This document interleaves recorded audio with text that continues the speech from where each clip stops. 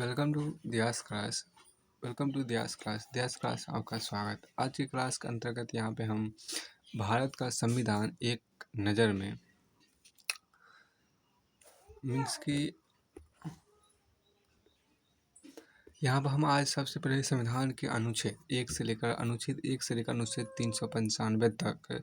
यहाँ पर हम संविधान के जो अनुच्छेद है अनुच्छेद 1 से लेकर अनुच्छेद 395 तक उसको अध्ययन करेंगे। तो ये आपको है आर्टिकल ऑफ कॉन्स्टिट्यूशन। यहाँ देखिए आर्टिकल ऑफ कॉन्स्टिट्यूशन मतलब article of constitution from article 1 to article 395, इसको हम यहाँ पढ़ेंगे। सबसे फिर आपको आता है सबसे पहले आपको यहाँ पर शुरुआत करेंगे हम संघ एवं इसके राज्य, जो कि भाग आपको है। सबसे पहले आपको भाग वन में आपको आते हैं संघ और उसका राज्य क्षेत्र। अब यहाँ देखिए भाग वन में आपको आते हैं संघ एवं इस राज्य क्षेत्र, और संघ एवं इसके राज्य क्षेत्र का अनुच्छेद है 1 से 4 तक। अनुच्छेद 1 से 4 तक जो है वो भाग वन कहलाते हैं, और अनुच्छेद 1 से 4 तक वह संघ एवं इसका क्षेत्र के अंतर्गत आते हैं। यहाँ आपको है संघ एवं इसका राज्य क्षेत्र। यहाँ देखिए भाग वन में आपको सबसे पहले आपको है संघ और इसका राज्य क्षेत्र, जो कि आपको अनुच्छेद 1 से लेकर अनुच्छेद 4 तक है। अनुच्छेद 1 से लेकर अनुच्छेद 4 तक आपको संघ और इसका राज्य क्षेत्र है, जो कि भाग वन के अंतर्गत आते हैं। कभी कभी ये भी क्वेश्चन पूछ लिया जाता है कि भाग वन में कौन सा विषय आता है। भाग वन में संघ एवं इसके राज्य क्षेत्र या उसका राज्य क्षेत्र, इसका उसका जो भी बोलिए आप बोल सकते हैं। तो संघ या इसका राज्य क्षेत्र आपको भाग वन के अंतर्गत आते हैं, और संघ एवं इसके राज्य क्षेत्र का जो अनुच्छेद है वो आपको अनुच्छेद 1 से लेकर अनुच्छेद 4 तक है। मतलब article 1 from article 1 to article 4 तक आपको बोल सकते हैं। आर्टिकल 4 तक आपको है। तो संघ एवं इसका राज्य क्षेत्र जो आपको है वो आपको आर्टिकल 1 से लेकर आर्टिकल 4 तक आपको। आइए हम सबसे शुरू करते हैं आर्टिकल 1। तो आपको यहाँ देखिए संघ का नाम और राज्य, संघ का नाम और संघ का नाम और राज्य जो है वो आपको आर्टिकल 1 में है। तो आर्टिकल 1 में जो आपको है वो आपको संघ के नाम और इसका राज्य क्षेत्र आपको हो गया। तो संघ का नाम और इसका राज्य क्षेत्र आपको आर्टिकल 1 में हो गया। आर्टिकल 1 में आपको कहता है संघ का नाम और उसका राज्य क्षेत्र। संघ का नाम और उसका राज्य क्षेत्र जो है वो आपको आर्टिकल 1 में है। आर्टिकल 1 में आपको संघ का नाम और राज्य क्षेत्र। आर्टिकल 1 में आपको संघ का नाम और राज्य क्षेत्र आपको हो गया। आर्टिकल 1 में आपको हो गया संघ का नाम और उसका राज्य क्षेत्र। आर्टिकल 1 में यहाँ पर आपको हो गया संघ का नाम और उसका राज्य क्षेत्र आपको हो गया। आर्टिकल आपको यहाँ पर आपको हो गया। तो आर्टिकल 1 में आपको यहाँ पर हो गया संघ का नाम और उसका राज्य क्षेत्र। आर्टिकल 2 में आपको हो गया नए राज्यों का प्रवेश या स्थापना। आर्टिकल 2 हो गया यहाँ पर नए राज्यों का प्रवेश या स्थापना। तो यहाँ पे संघ का नाम उसका राज्य किस अनुच्छेद के अंतर्गत आते हैं, तो आप अनुच्छेद 1 के अंतर्गत आते हैं। नए राज्यों का प्रवेश या स्थापना किस अनुच्छेद के अंतर्गत आते हैं, तो अनुच्छेद 2 के अंतर्गत आते हैं।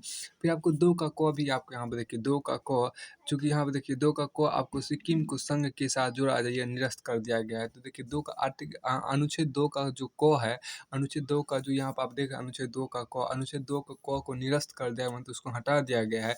सिक्किम के यहाँ अनुच्छेद 2 का क था सिक्किम को संघ के साथ जोड़ा जाए। तो ये आर्टिकल जो है अनुच्छेद जो है आपको उसको निरस्त कर दिया गया है, हटा दिया गया है। फिर कहीं-कहीं निरस्त भी लिखा होता है, कहीं-कहीं निरसित भी लिखा होता है। नौरसी का र, स्वरसी का तो निरसित। तो निरसित बोले कि निरस्त बोले वो होता है हटाना, रिमूवल जिसे बोलते हैं, हटा देना। उससे आर्टिकल को हटा दिया गया है। अब हम 2 का क में आपको सिक्किम को संघ के साथ जोड़ा जाए, ये आपको जो आर्टिकल इसको हटा दिया गया है। अब यहाँ पर तीसरा आर्टिकल है नए राज्यों का नाम और वर्तमान राज्यों और पुराने राज्यों के क्षेत्र पर सीमा एवं नाम में परिवर्तन किस आर्टिकल के अंतर्गत आते हैं, तो अनुच्छेद 3 के अंतर्गत आते हैं। तो अनुच्छेद 3 में ही आपको नए राज्यों का नाम, वर्तमान राज्य और पुराने राज्यों के क्षेत्र पर सीमा एवं नाम में परिवर्तन। तो नए राज्यों का नाम और वर्तमान राज्य और पुराने राज्यों के क्षेत्र पर सीमा एवं नाम में परिवर्तन आपको आर्टिकल 3 के अंतर्गत आते हैं। आर्टिकल 3 के अंतर्गत यहाँ पर क्या है कि नए राज्यों का नाम और वर्तमान राज्य और पुराने राज्यों के क्षेत्र पर सीमा और नाम में परिवर्तन आते हैं। आर्टिकल 3 के अंतर्गत ये क्या आते हैं, तो आर्टिकल 3 के अंतर्गत है आपको नए राज्यों का नाम, वर्तमान राज्य और पुराने राज्यों के क्षेत्र पर सीमा एवं नाम में परिवर्तन आते हैं। यहाँ देखिए नए नए राज्यों का नाम और वर्तमान राज्यों और पुराने राज्यों के क्षेत्र पर सीमा एवं नाम में परिवर्तन आपको आर्टिकल 3 के अंतर्गत आते हैं। तो आर्टिकल 3 के अंतर्गत ही आपको क्या नए राज्यों के नाम और वर्तमान राज्यों और पुराने राज्यों के क्षेत्र पर सीमा एवं नाम में परिवर्तन आते हैं। अब यहाँ ये काफ़ी बार पूछा गया है कि नए राज्यों के नाम और वर्तमान राज्यों और पुराने राज्यों के क्षेत्र पर एवं सीमा परिवर्तन किस अनुच्छेद के अंतर्गत आते हैं, तो आपको अनुच्छेद 3 के अंतर्गत आते हैं। अब यहाँ पर चौथा अनुच्छेद आपको है इस भाग 1 का आपको चौथा और अंतिम अनुच्छेद यहाँ पर आपको है कि पहली और चौथी अनुसूची के संशोधन तथा अनुपूरक आनुषंगिक और परिमाणिक विषयों का उपबंध करने के अनुच्छेद 2 तथा 3 के अंतर्गत बनाई गई विधियाँ, ये अनुच्छेद 4 के अंतर्गत आपको आते हैं। यहाँ आपको लिखा गया है कि पहली और चौथी अनुसूची के संशोधन तथा अनुपूरक, चौथी अनुसूची के संशोधन तथा अनुपूरक आनुषंगिक और परिमाणिक विषयों का उपबंध करने के लिए विषयों का उपबंध करने के लिए अनुच्छेद 2 तथा 3 के अंतर्गत बनाई गई विधियाँ आपको यहाँ पर है। बनाई गई विधियाँ जो आपको है वो आपको अनुच्छेद 4 है। पहली और चौथी अनुसूची के संशोधन तथा अनुपूरक आनुषंगिक और परिमाणिक विषयों को उपबंध करने के अनुच्छेद 2 तथा 3 के अंतर्गत बनाई गई जो विधियाँ हैं वो आपको अनुच्छेद 4 के अंतर्गत आते हैं। यहाँ ये काफ़ी लंबा हो गया कि पहली और चौथी अनुसूची के संशोधन तथा अनुपूरक आनुषंगिक और परिमाणिक विषयों को उपबंध करने के लिए अनुच्छेद 2 तथा 3 के अंतर्गत बनाई गई विधियाँ कौन सी है, तो आपको अनुच्छेद 4 है। अब आते हैं इसका, ये आप यहाँ पर देख रहे हैं भाग 1 हम देख रहे हैं। भाग 1 में आपको संघ एवं इसके राज्य आते हैं। भाग 1 का जो अनुच्छेद है वो अनुच्छेद 1 से लेकर अनुच्छेद 4 तक ही आपको भाग 1 है। और भाग 1 में आपको भाग 1 का जो विषय क्षेत्र है वो आपको क्या, भाग 1 का विषय क्षेत्र आपको है संघ एवं इसका क्षेत्र आपको है। भाग 1 का विषय आपको क्या है, तो संघ एवं इसका राज्य क्षेत्र जो अनुच्छेद 1 से लेकर अनुच्छेद 4 तक आता है। तो अनुच्छेद 1 से लेकर अनुच्छेद 4 तक आपको भाग 1 में आते हैं। अब आते हैं भाग 2। भाग 2 में आपके यहाँ पर है नागरिकता। तो भाग 2 में आपको क्या है, तो भाग 2 में आपको यहाँ पर देख रहे हैं, भाग 2 में आपको है नागरिकता। भाग 2 में आपके यहाँ पर क्या है, भाग 2 में आपको यहाँ पर नागरिकता नागरिकता आपको है जिसे अंग्रेजी में बोलते हैं सिटीजनशिप बोलते हैं। तो सिटीजनशिप जो है आपको अनुच्छेद 5 से लेकर अनुच्छेद 11 तक है। अनुच्छेद 5 से लेकर अनुच्छेद 11 तक आपको नागरिकता है, मतलब सिटीजनशिप है। अनुच्छेद 5 से लेकर अनुच्छेद 11 तक जो आपका है वो क्या, वो आपका सिटीजनशिप नागरिकता। अनुच्छेद 5 से लेकर अनुच्छेद 11 तक क्या है, तो सिटीजनशिप है, नागरिकता है, जो कि आपको अनुच्छेद 5 से लेकर अनुच्छेद 11 तक का है। तो यानी कि भाग 2 का विषय क्षेत्र क्या है, तो भाग 2 का विषय क्षेत्र आपको हो गया नागरिकता, सिटीजनशिप बोले अंग्रेजी में, जो कि आर्टिकल जो यहाँ पर आप ये देखिए कि भाग 2 में जो आपको है, भाग 2 का विषय क्षेत्र आपको नागरिकता है, जो कि अनुच्छेद 5 से लेकर अनुच्छेद 11 तक आपको आता है। अब देखिए पहला आपको अनुच्छेद 5 में आपको है, भाग 2 का पहला अनुच्छेद भाग 5 है। तो भाग अब यहाँ देखिए भाग 2 आपको जो नागरिकता है इसका जो पहला अनुच्छेद है भाग 2 का, वो आपको है अनुच्छेद 5 है। अनुच्छेद 5 में आपको संविधान के प्रारंभ में नागरिकता, अनुच्छेद 5 यहाँ पर कहता है कि संविधान के प्रारंभ में नागरिकता। अनुच्छेद 5 कहता है संविधान के प्रारंभ में नागरिकता। अनुच्छेद 5 क्या कहता है, अनुच्छेद 5 कहता है संविधान के प्रारंभ में नागरिकता। और अनुच्छेद 6 कहता है पाकिस्तान से भारत को प्रव्रजन करने वाले कुछ व्यक्तियों के नागरिकता के अधिकार। अनुच्छेद 6 यहाँ पे कहता है कि पाकिस्तान से भारत को प्रव्रजन करने वाले कुछ व्यक्तियों के नागरिकता के अधिकार। पाकिस्तान से भारत को प्रव्रजन करने वाले कुछ व्यक्तियों के नागरिकता के अधिकार जो आपको है वो अनुच्छेद 6 के अंतर्गत है। अनुच्छेद 6 में क्या है, तो अनुच्छेद 6 में आपको यहाँ पर है पाकिस्तान से भारत को प्रव्रजन करने वाले कुछ व्यक्तियों के नागरिकता के अधिकार, वो अनुच्छेद 6 में आपको। अब यहाँ पर अगला देखिए अनुच्छेद 7। अनुच्छेद 7 में आपको कहता है क्या, अनुच्छेद 7 में आपको है कि पाकिस्तान को प्रव्रजन करने वाले कुछ व्यक्तियों के नागरिकता का अधिकार। अनुच्छेद 7 में आपको यहाँ पर कहा गया पाकिस्तान को प्रव्रजन करने वाले कुछ व्यक्तियों के नागरिकता के अधिकार। अब यहाँ पर अनुच्छेद 8 का अगला अनुच्छेद आपका अनुच्छेद 8 यहाँ पर कहता है कि भारत से बाहर रहने वाले भारतीय मूल के व्यक्तियों के नागरिकता का अधिकार। भारत से बाहर रहने वाले भारत से बाहर रहने वाले भारतीय मूल के कुछ व्यक्तियों के नागरिकता का जो अधिकार है वो आपको अनुच्छेद 8 में आता है। अनुच्छेद 8 के अंतर्गत यहाँ पर आपको कहा गया है, अनुच्छेद 8 के अंतर्गत आपको यहाँ पर कहा गया भारत से बाहर रहने वाले भारतीय मूल के कुछ व्यक्तियों को नागरिकता का अधिकार वो अनुच्छेद 8 में कहा दिया गया है।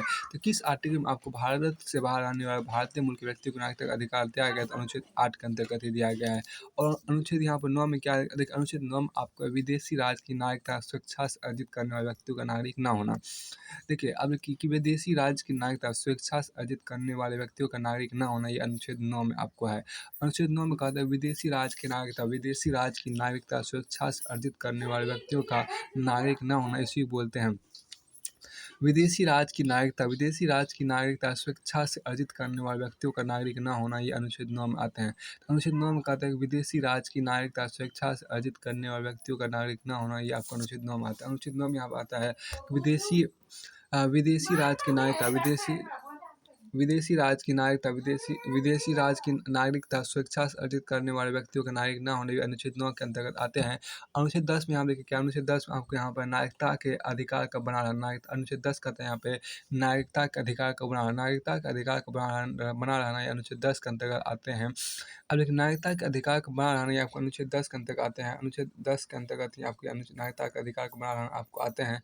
अब यहाँ देखिए अनुच्छेद 11, तो अनुच्छेद 11 कहता है कि संसद द्वारा नागरिकता के अधिकार का विधि द्वारा विनियमन किया जाना। तो संसद द्वारा नागरिकता के अधिकार का विधि द्वारा विनिमय किया जाना, ये आपको अनुच्छेद 11 के अंतर्गत ही आपको आते हैं। अनुच्छेद 11 के अंतर्गत ही आपको क्या आते हैं कि संसद द्वारा नागरिकता के अधिकार का विधि द्वारा विनियमन किया जाना, ये आपको अनुच्छेद 11 के अंतर्गत आते हैं। अब यहाँ पे देखिए कई बार जो क्वेश्चन पूछा गया कि संविधान के प्रारंभ नागरिकता वो किस अनुच्छेद के अंतर्गत आता है? तो अनुच्छेद 5 के अंतर्गत आपको आते हैं। पाकिस्तान से भारत को प्रव्रजन करने वाले कुछ व्यक्तियों का नागरिकता का अधिकार किस में है? तो अनुच्छेद 6 के अंतर्गत आपको है। अनुच्छेद 6 के अंतर्गत आपके यहाँ पर है। अगला यहाँ पे है कि देखिए पाकिस्तान को प्रव्रजन करने वाले कुछ व्यक्तियों के नागरिकता का अधिकार वो किस अनुच्छेद में? ये आपको 7वां अनुच्छेद में। अनुच्छेद 8 का क्या विषय है? अनुच्छेद 8 में क्या प्रावधान किया गया? अनुच्छेद 8 में आपको यहाँ पर कहा गया भारत से बाहर रहने वाले भारतीय मूल के व्यक्तियों के नागरिकता का अधिकार किस में आपको है? तो अनुच्छेद 8 में। ये काफ़ी बार पूछा भी गया है कि भारत से बाहर रहने वाले भारतीय मूल के व्यक्तियों को नागरिकता का अधिकार किस अनुच्छेद के अंतर्गत दिया गया है? तो आपको अनुच्छेद 8 के अंतर्गत आपको दिया गया है। नंबर आपको विदेशी राज्य की नागरिकता स्वेच्छा से अर्जित करने वाले व्यक्तियों का नागरिक ना होना, ये किस आर्टिकल के अंतर्गत आता है? तो आपको आर्टिकल 9 के अंतर्गत आता है। थोड़ा बहुत इससे भी प्रश्न बनता है।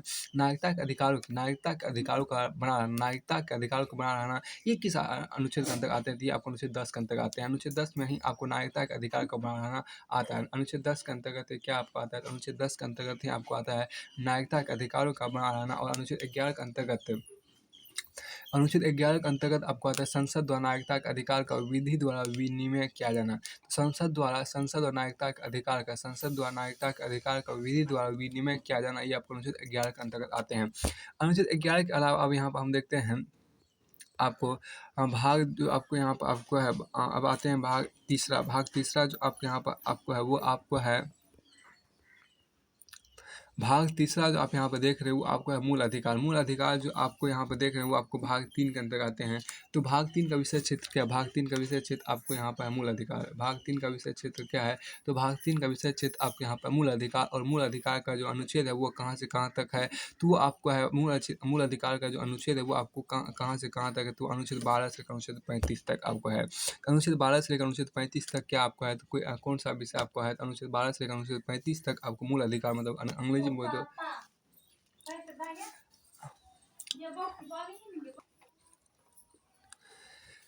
तो आपको भाग तीन आपको आता है मूल अधिकार मतलब अंग्रेजी में तो फंडामेंटल राइट जो आपको आते हैं वो आर्टिकल 12 से 35 में आते हैं, जो कि भाग 3 में आते हैं। भाग 3 में आपको मूल अधिकार है जो कि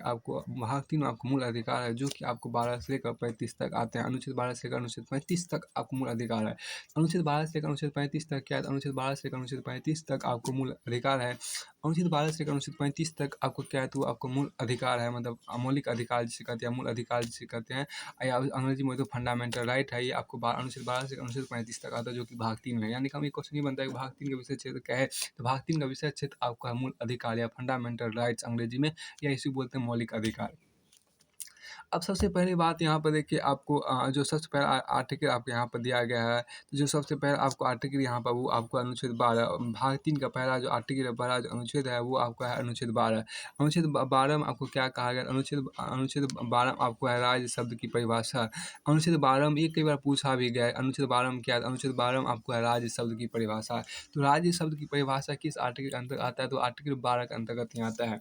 आर्टिकल 12 के अंतर्गत आपको क्या आता है? आर्टिकल 12 के अंतर्गत ही आपको राज्य शब्द की परिभाषा आपको आती है। तो आर्टिकल 12 के अंतर्गत क्या आता है? आर्टिकल 12 के अंतर्गत आपको राज्य शब्द की परिभाषा आता है। तो राज्य शब्द की परिभाषा किस आर्टिकल में आपको कहा है? तो किस आर्टिकल में आपको? आर्टिकल 12 में है। तो आर्टिकल 12 में ही आपको राज्य शब्द की परिभाषा है।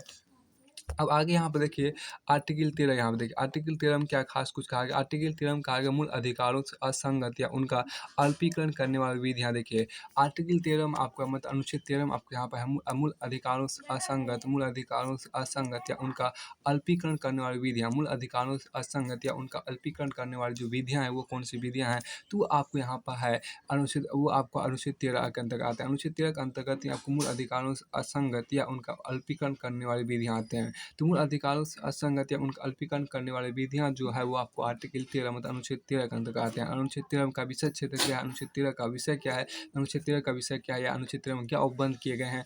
अनुच्छेद 13 में आपको उपबंध जो किए गए वो आपको है मूल अधिकारों से असंगत या उनका अल्पीकरण करने वाली विधियाँ वो आपको अनुच्छेद 13 के अंतर्गत ही आते हैं। अब यहाँ पर आते हैं अनुच्छेद 13 के अलावा। अनुच्छेद 13 के अलावा जो आपको यहाँ पर अनुच्छेद 14 को देखते हैं। अनुच्छेद 14 में क्या खास बात है? अनुच्छेद 14 में आपको यहाँ पर कहा है कि विधि के समक्ष समानता। अनुच्छेद 14 में आपको कहा गया विधि के समक्ष समानता। विधि के समक्ष समानता जो है वो अनुच्छेद 14 में ही कहा दिया गया है। अनुच्छेद 14 में ही आपको विधि के समक्ष समानता आपको दिया गया है। तो अनुच्छेद 14 में क्या दिया गया? विधि के समक्ष आपको समानता दिया गया है।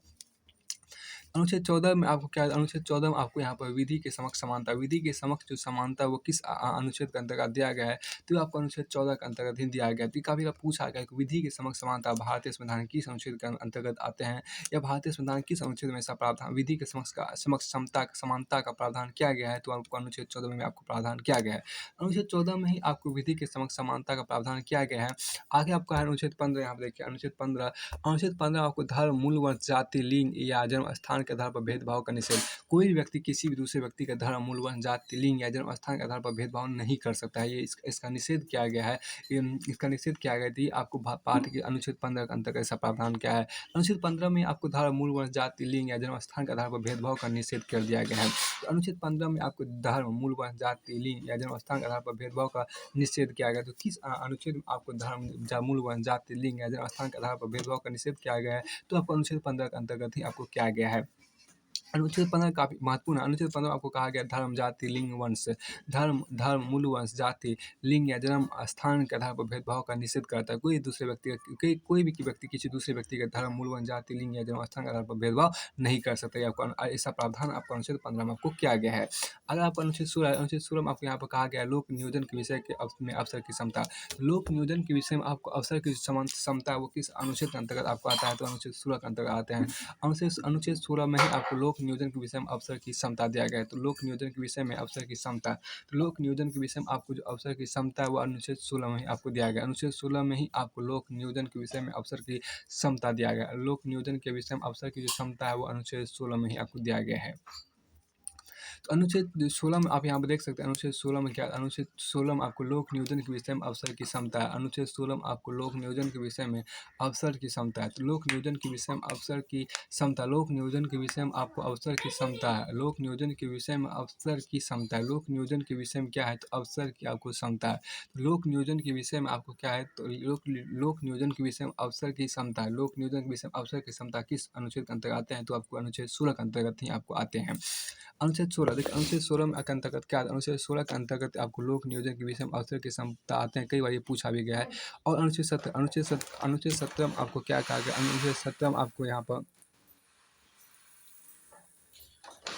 अनुच्छेद 17 यहाँ पे देखिए अनुच्छेद 17 आपको क्या? अनुच्छेद 17 में आपको अस्पृश्यता का अंत है। अनुच्छेद 17 में क्या है? तो अस्पृश्यता का अंत है। अनुच्छेद 17 में आपको क्या है? अनुच्छेद 17 में आपको अस्पृश्यता का अंत है। अनुच्छेद अस्पृश्यता मतलब कि छुआछूत जो बोलते हैं उसका अंत है। तो छुआछूत या अस्पृश्यता का अंत किस अनुच्छेद के अंतर्गत आते हैं? तो अनुच्छेद 17 के अंतर्गत ही आते हैं। अनुच्छेद 17 में ही आपको अस्पृश्यता का अंत या छुआछूत का अंत आपको आता है। अब आपको अनुच्छेद 18 देखिए अनुच्छेद 18 में क्या कहा गया? अनुच्छेद 18 में उपाधियों का अंत मतलब कि कोई भी किसी प्रकार की उपाधि नहीं रह सकता। जैसे पहले उपाधि बहुत सारे उपाधि थे, बहुत सारे लोग उपाधि रहते थे। उससे कोई भी उपाधि आपको नहीं लिया जा सकता है। उपाधिक अंत आपको किस अधिनियम में अधिनियम के अंतर्गत आपको उपाधिक अंत किस अधिनियम के अंतर्गत आपको आता है, तो आपको अधिनियम 18 के अंतर्गत आता है। तो अधिनियम 18 में ही आपको उपाधिक अंत दिया गया है। उसके अधिक अस्पृश्यता या छुआछूत का अंत, अस्पृश्यता या छुआछूत का जो अंत आता है वो आपको अनुच्छेद अनुच्छेद 17 के अंतर्गत आपको आता है। अनुच्छेद 17 के अंतर्गत ही आपको अस्पृश्यता का अस्पृश्यता या छुआछूत का अंत आता है, और अनुच्छेद 18 के अंतर्गत ही आपको उपाधियों का अंत आता है। अनुच्छेद 18 के अंतर्गत ही आपको क्या आता है, तो उपाधियों का आपको अंत आता है। अनुच्छेद 18 के अंतर्गत ही क्या अनुच्छेद 18 के अंतर्गत ही आपको उपाधियों का अंत आता है, और अनुच्छेद 18 के अंतर्गत ये क्या आपका तो उपाधियों का आपको अंत आता है। उपाधियों का अंत आपको अनुच्छेद किस अनुच्छेद के अंतर्गत आते हैं, तो अनुच्छेद 18 के अंतर्गत आते हैं। लेकिन अगर आपसे पूछा जाए कि अस्पृश्यता या छुआछूत का अंत किस अनुच्छेद के अंतर्गत आते हैं, तो वो आपको अनुच्छेद 17 के अंतर्गत ही आते हैं। अब आपको अगला यहाँ पर विषय है अनुच्छेद 19 देखिए। अनुच्छेद 19 में कहा गया है वाक स्वतंत्रता आदि विषय कुछ अधिकारों का संरक्षण। वाक स्वतंत्रता आदि विषय कुछ अधिकारों का संरक्षण। वाक मतलब आपको जो बातचीत होता है, जो बोलने का अधिकार होता है, अ, बोलने का फ्रीडम ऑफ स्पीच जिसे अंग्रेजी में बोलते हैं, बहुत लोकप्रिय है आजकल ये। तो फ्रीडम ऑफ स्पीच जिसे बोलते हैं, वाक स्वतंत्रता आदि विषय कुछ अधिकारों का जो संरक्षण है वो आपको अनुच्छेद 19 में ही आते हुए कई बार पूछा गया था। अनुच्छेद 19 का जो प्रावधान आपको है, देखिए आपको यहाँ पर चूँकि सबसे पहले आप ये देखिए कि समता का जो अधिकार है, तो समता का जो अधिकार है, सबसे यहाँ देखिए समता का जो अधिकार है वो अनुच्छेद किस अंतर्गत कहाँ से कहाँ तक आपको आता है, मतलब जिसको बोलते हैं समता का अधिकार, मतलब राइट टू इक्वलिटी जो आपको आता है वो आपको आता है आर्टिकल, वो आपको आता है आर्टिकल 14 से लेकर आर्टिकल 18 तक। आर्टिकल 14 से लेकर आर्टिकल 18 तक आपको समता का अधिकार है। तो आर्टिकल 14 से लेकर आर्टिकल 18 तक क्या आपको है, तो समता का अधिकार मतलब राइट टू इक्वलिटी है। उसका देखिए स्वतंत्रता का अधिकार, स्वतंत्रता का अधिकार किस मतलब राइट टू फ्रीडम जिसे बोलते हैं, स्वतंत्रता का अधिकार राइट टू फ्रीडम जिसे बोलते हैं, वो किसके अंतर्गत आपको आता है, वो आपको यहाँ पर आता है राइट टू, आपको यहाँ पर देखिए राइट स्वतंत्रता का अधिकार मतलब राइट टू फ्रीडम किसके अंतर्गत कहाँ कहाँ से कहाँ तक आपको आता है, तो आपको अनुच्छेद 19 से लेकर अनुच्छेद 22 तक आता है। तो स्वतंत्रता का अधिकार जिसे बोलते हैं हम right to freedom, right to freedom बोलते हैं, वो किस कहाँ से किस अनुच्छेद से किस अनुच्छेद तक आपको आता है, तो आपको स्वतंत्रता का अधिकार जो मतलब राइट टू फ्रीडम जो आपको होता है वो अनुच्छेद 19 से लेकर अनुच्छेद 22 तक आपको आता है। अनुच्छेद 19 से लेकर अनुच्छेद 22 तक क्या आपको आता है, तो आपको आता है स्वतंत्रता का अधिकार आपको आता है।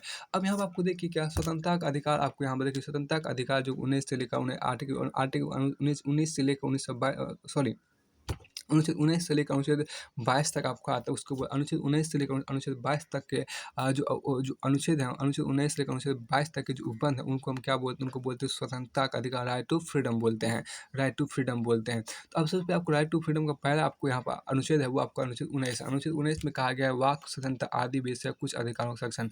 वाक स्वतंत्रता मतलब फ्रीडम ऑफ स्पीच जिसे बोलते हैं, वाक स्वतंत्रता आदि विषय कुछ अधिकारों का संरक्षण वो आपको अनुच्छेद 19 के अंतर्गत आते हैं। यदि आपको वाक स्वतंत्रता मतलब फ्रीडम ऑफ स्पीच कहीं भी चीज़ का आपको आ गया, मतलब बोलने की स्वतंत्रता कहीं भी आपको होगा, तो अनुच्छेद 19 के अंतर्गत ही आते हैं। अपराध के लिए दोष सिद्धि के संबंध में संरक्षण, देखिए अनुच्छेद 20 में कहा गया अपराध के लिए दोष सिद्धि के संबंध में संरक्षण। तो अपराध के लिए आपको दोष सिद्धि के संबंध में संरक्षण जो आपको आता है वो आर्टिकल 20 वो आपको अनुच्छेद 20 के अंतर्गत आते हैं। अपराध के लिए आपको दोष सिद्धि, अपराध के लिए आपको दोष सिद्धि, अपराध के लिए दोष सिद्धि के संबंध में जो संरक्षण है वो किसके अंतर्गत आते हैं, अपराध के आपको दोष सिद्धि के संबंध में जो संरक्षण है वो आपको आते हैं अनुच्छेद 20 के अंतर्गत ही आते हैं। अनुच्छेद 20 के अंतर्गत ही आपको क्या आता है, अनुच्छेद 20 के अंतर्गत ही आपको अपराध के लिए दोष सिद्धि के संबंध में सेक्शन आते हैं। अपराध के दोष सिद्धि के संबंध में जो सेक्शन आते हुए हैं वो आपको अनुच्छेद 20 के अंतर्गत ही आते हैं। अनुच्छेद 20 आपको क्या है, अपराध के दोष सिद्धि के संबंध में सेक्शन आपको यहाँ पर है।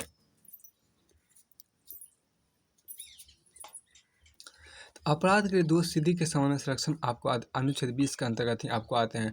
अनुच्छेद 21 में आपको प्राण और दैहिक स्वतंत्रता का संरक्षण आपको आता है। अनुच्छेद 21 में आपको प्राण और दैहिक स्वतंत्रता का संरक्षण आते हैं। तो अनुच्छेद 21 के अंतर्गत क्या आते हैं आपको, तो प्राण और दैहिक स्वतंत्रता, प्राण और दैहिक स्वतंत्रता का संरक्षण आप आते हैं। तो अनुच्छेद 21 में आपको क्या आता है, प्राण और दैहिक स्वतंत्रता का संरक्षण, जो कि काफ़ी महत्वपूर्ण है। तो प्राण और दैहिक स्वतंत्रता का संरक्षण किस अनुच्छेद के अंतर्गत आपको आते हैं, तो अनुच्छेद 21 के अंतर्गत ही आते हैं। अनुच्छेद 21 में ही आपको प्राण और दैहिक स्वतंत्रता का संरक्षण आते हैं। आपको अनुच्छेद 21 का क यहाँ पे देखिए, अनुच्छेद 21 का क प्रारंभिक शिक्षा का अधिकार आपको देखिए, अनुच्छेद 21 के क में ही आपको प्रारंभिक शिक्षा का अधिकार दिया गया है। अनुच्छेद 21 का क में ही आपको प्रारंभिक शिक्षा का अधिकार आपको यहाँ पर दिया गया है। अब देखिए प्रारंभिक शिक्षा का अधिकार आपको 1 अप्रैल 2010 को जोड़ा गया था। प्रारंभिक शिक्षा का अधिकार जो है वो आपको 1 अप्रैल 2010 को, ये कई बार पूछा गया है कि जो आपको ये कई बार पूछा गया है कि प्रारंभिक शिक्षा का अधिकार संविधान में कब जोड़ा गया था, 1 अप्रैल 2010 को जोड़ा गया था। 1 अप्रैल 2010 को आपको प्रारंभिक शिक्षा का अधिकार अनुच्छेद 21 के क में जोड़ा गया था।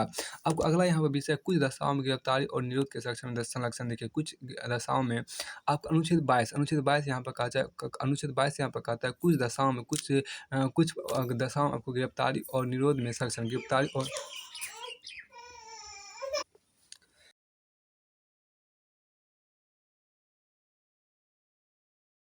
दिया गया है। तो यहाँ पे हम क्या पढ़ रहे थे, यहाँ हम आपको स्वतंत्रता का अधिकार मतलब राइट टू फ्रीडम आर्टिकल अनुच्छेद 19 से लेकर अनुच्छेद 22 तक पढ़े। अब आते हैं शोषण के विरुद्ध अधिकार मतलब राइट अगेंस्ट एक्सप्लॉयटेशन। तो राइट अगेंस्ट एक्सप्लॉयटेशन आपको शोषण के विरुद्ध अधिकार हम आर्टिकल जो आपको वो आपको अनुच्छेद 23 से लेकर अनुच्छेद 24 तक आपको है। अनुच्छेद 23 से लेकर अनुच्छेद 24 को क्या बोलते हैं? अनुच्छेद 23 से लेकर अनुच्छेद 24 को बोलते हैं शोषण के विरुद्ध अधिकार मतलब राइट अगेंस्ट एक्सप्लॉयटेशन। तो right against exploitation, right against exploitation आपको उसको बोलते हैं शोषण के विरुद्ध अधिकार। अंग्रेजी में बोले तो राइट अगेंस्ट एक्सप्लॉयटेशन आपको जो कि यहाँ पर नीचे में आपको दिया गया है। अब अनुच्छेद 23 से लेकर अनुच्छेद 24, अनुच्छेद 23 से लेकर अनुच्छेद 24 को क्या बोलते हैं? शोषण के विरुद्ध आपको अधिकार बोलते हैं। तो आइए समझते हैं अनुच्छेद 23। देखिए अनुच्छेद 23 यहाँ पर आपको कहा गया है, तो अनुच्छेद 23 में कहा गया बलात् श्रम एवं मानव के दुर्व्यापार का निषेध आपको है। तो बलात् श्रम एवं मानव के दुर्व्यापार का निषेध किया गया। तो बलात् श्रम एवं मानव के दुर्व्यापार का निषेध किस अनुच्छेद में किया गया? तो आपको अनुच्छेद 23 में किया गया है। कारखानों में बाल श्रम आदि का निषेध किस अनुच्छेद में किया गया? आपको क्या अनुच्छेद 24 में किया गया। कारखानों में बाल श्रम आदि का निषेध, कारखानों में बाल श्रम आदि का जो निषेध है वो किस कारखानों आपको बाल श्रम आदि का जो निषेध है, कारखानों में आपको बाल श्रम आदि का जो निषेध है, कारखानों में आपको बाल श्रम आदि का जो निषेध है वो आपको किस अनुच्छेद के अंतर्गत किया गया है? तो आपको क्या है अनुच्छेद 24 के अंतर्गत क्या है? अनुच्छेद 24 के अंतर्गत ही आप कारखानों में आपको बाल श्रम आदि का निषेध किया गया है। अनुच्छेद 24 में देखिए क्या है, अनुच्छेद 24 के अंतर्गत ही क्या है, अनुच्छेद 24 के अंतर्गत ही आपको यहाँ पर आपको है अनुच्छेद 24 के अंतर्गत ही आपको क्या है, तो अनुच्छेद 24 के अंतर्गत कारखानों में आपको बाल श्रम आदि का निषेध, आपको अनुच्छेद 24 में है आपको कारखानों में बाल श्रम आदि का निषेध किया गया है। तो किस अनुच्छेद में आपको कारखानों में बाल श्रम आदि का निषेध किया गया है? तो ये आपको क्या गया अनुच्छेद 24 में ही आपको किया गया है। अगला आपके यहाँ देखिए अनुच्छेद 23 जो आपको एक बार फिर से देखते हैं, तो अनुच्छेद 23 आपको यहाँ क्या गया, बलात् श्रम एवं मानव के दुर्व्यापार का निषेध किस अनुच्छेद में आपका अनुच्छेद 23 में है? या ऐसे भी क्वेश्चन आ सकता है कि अनुच्छेद 23 में क्या उपबंध किया गया? अनुच्छेद 23 आपको उपबंध किया गया है बलात् श्रम एवं अनमानव के दुर्व्यापार का निषेध। तो बलात् श्रम एवं मानव के दुर्व्यापार का निषेध आपको अनुच्छेद 23 में किया गया और अनुच्छेद 24 में क्या आपको उपबंध किया गया है? तो अनुच्छेद 24 का आपको उपबंध है कारखानों में बाल श्रम आदि का निषेध आपको किया गया है। अब यहाँ पर आते हैं अगला आपका यहाँ पर टॉपिक लेते हैं कि धार्मिक स्वतंत्रता का अधिकार। देखिए धार्मिक स्वतंत्रता का अधिकार मतलब कि right to freedom of religion, right to freedom of religion ये आपको अनुच्छेद 25 से लेकर अनुच्छेद 28 तक आपको आता है। मतलब अनुच्छेद 25 से लेकर अनुच्छेद 28 तक किस तरह का उपबंध आपको है, तो कि उसको क्या बोलते हैं?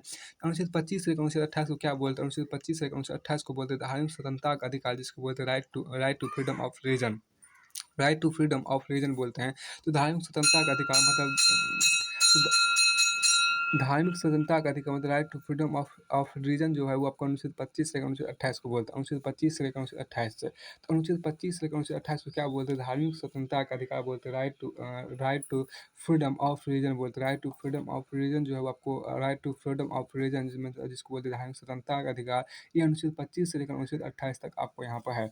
आइए सबसे पहले यहाँ पर हम देखते हैं अनुच्छेद 25 देखते हैं। देखिए अनुच्छेद 25 में यहाँ पर कहा है कि अंतकरण की और धर्म के अबाध रूप में से मान्य, अंतकरण की ओर से देखिए अंतकरण की और धर्म के अबाध रूप से मान्य आचरण और प्रचार करने की स्वतंत्रता अनुच्छेद 25 में दिया गया है।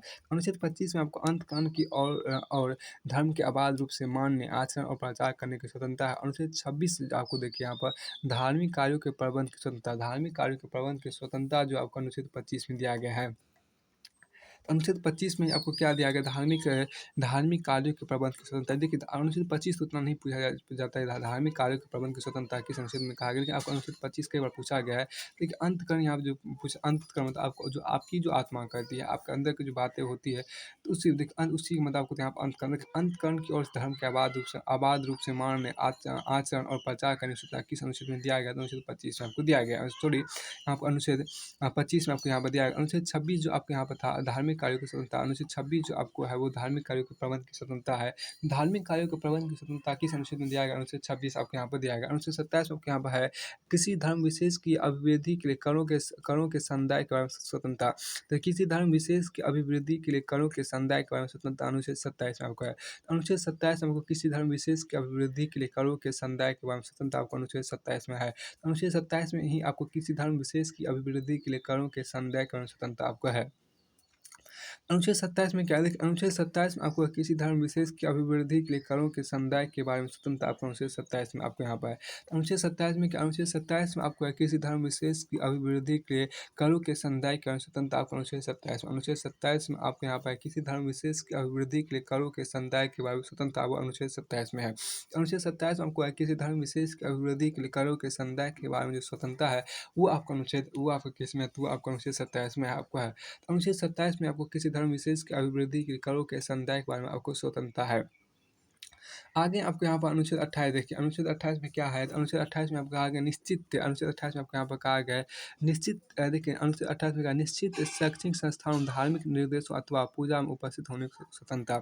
निश्चित शैक्षणिक संस्थानों में धार्मिक निर्देशों अथवा पूजा में उपस्थित होने की स्वतंत्रता आपका अनुच्छेद 28 में आपके यहाँ पर है।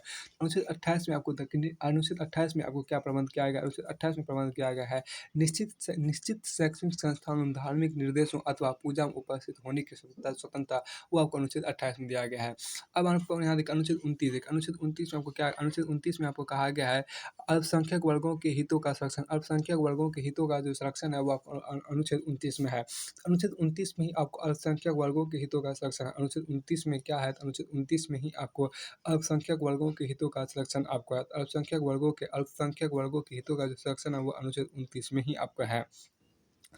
अनुच्छेद 29 में क्या? देखिए अनुच्छेद 29 में ही आपको अल्पसंख्यक वर्गों के हितों का संरक्षण है। अनुच्छेद 29 में ही आपको क्या है? तो अल्पसंख्यक वर्गों के हितों का संरक्षण आपको यहाँ पर है। अल्पसंख्यक वर्गों के हितों का जो संरक्षण है वो किस में आपका है? तो वो आपका अनुच्छेद 29 में ही आपका है।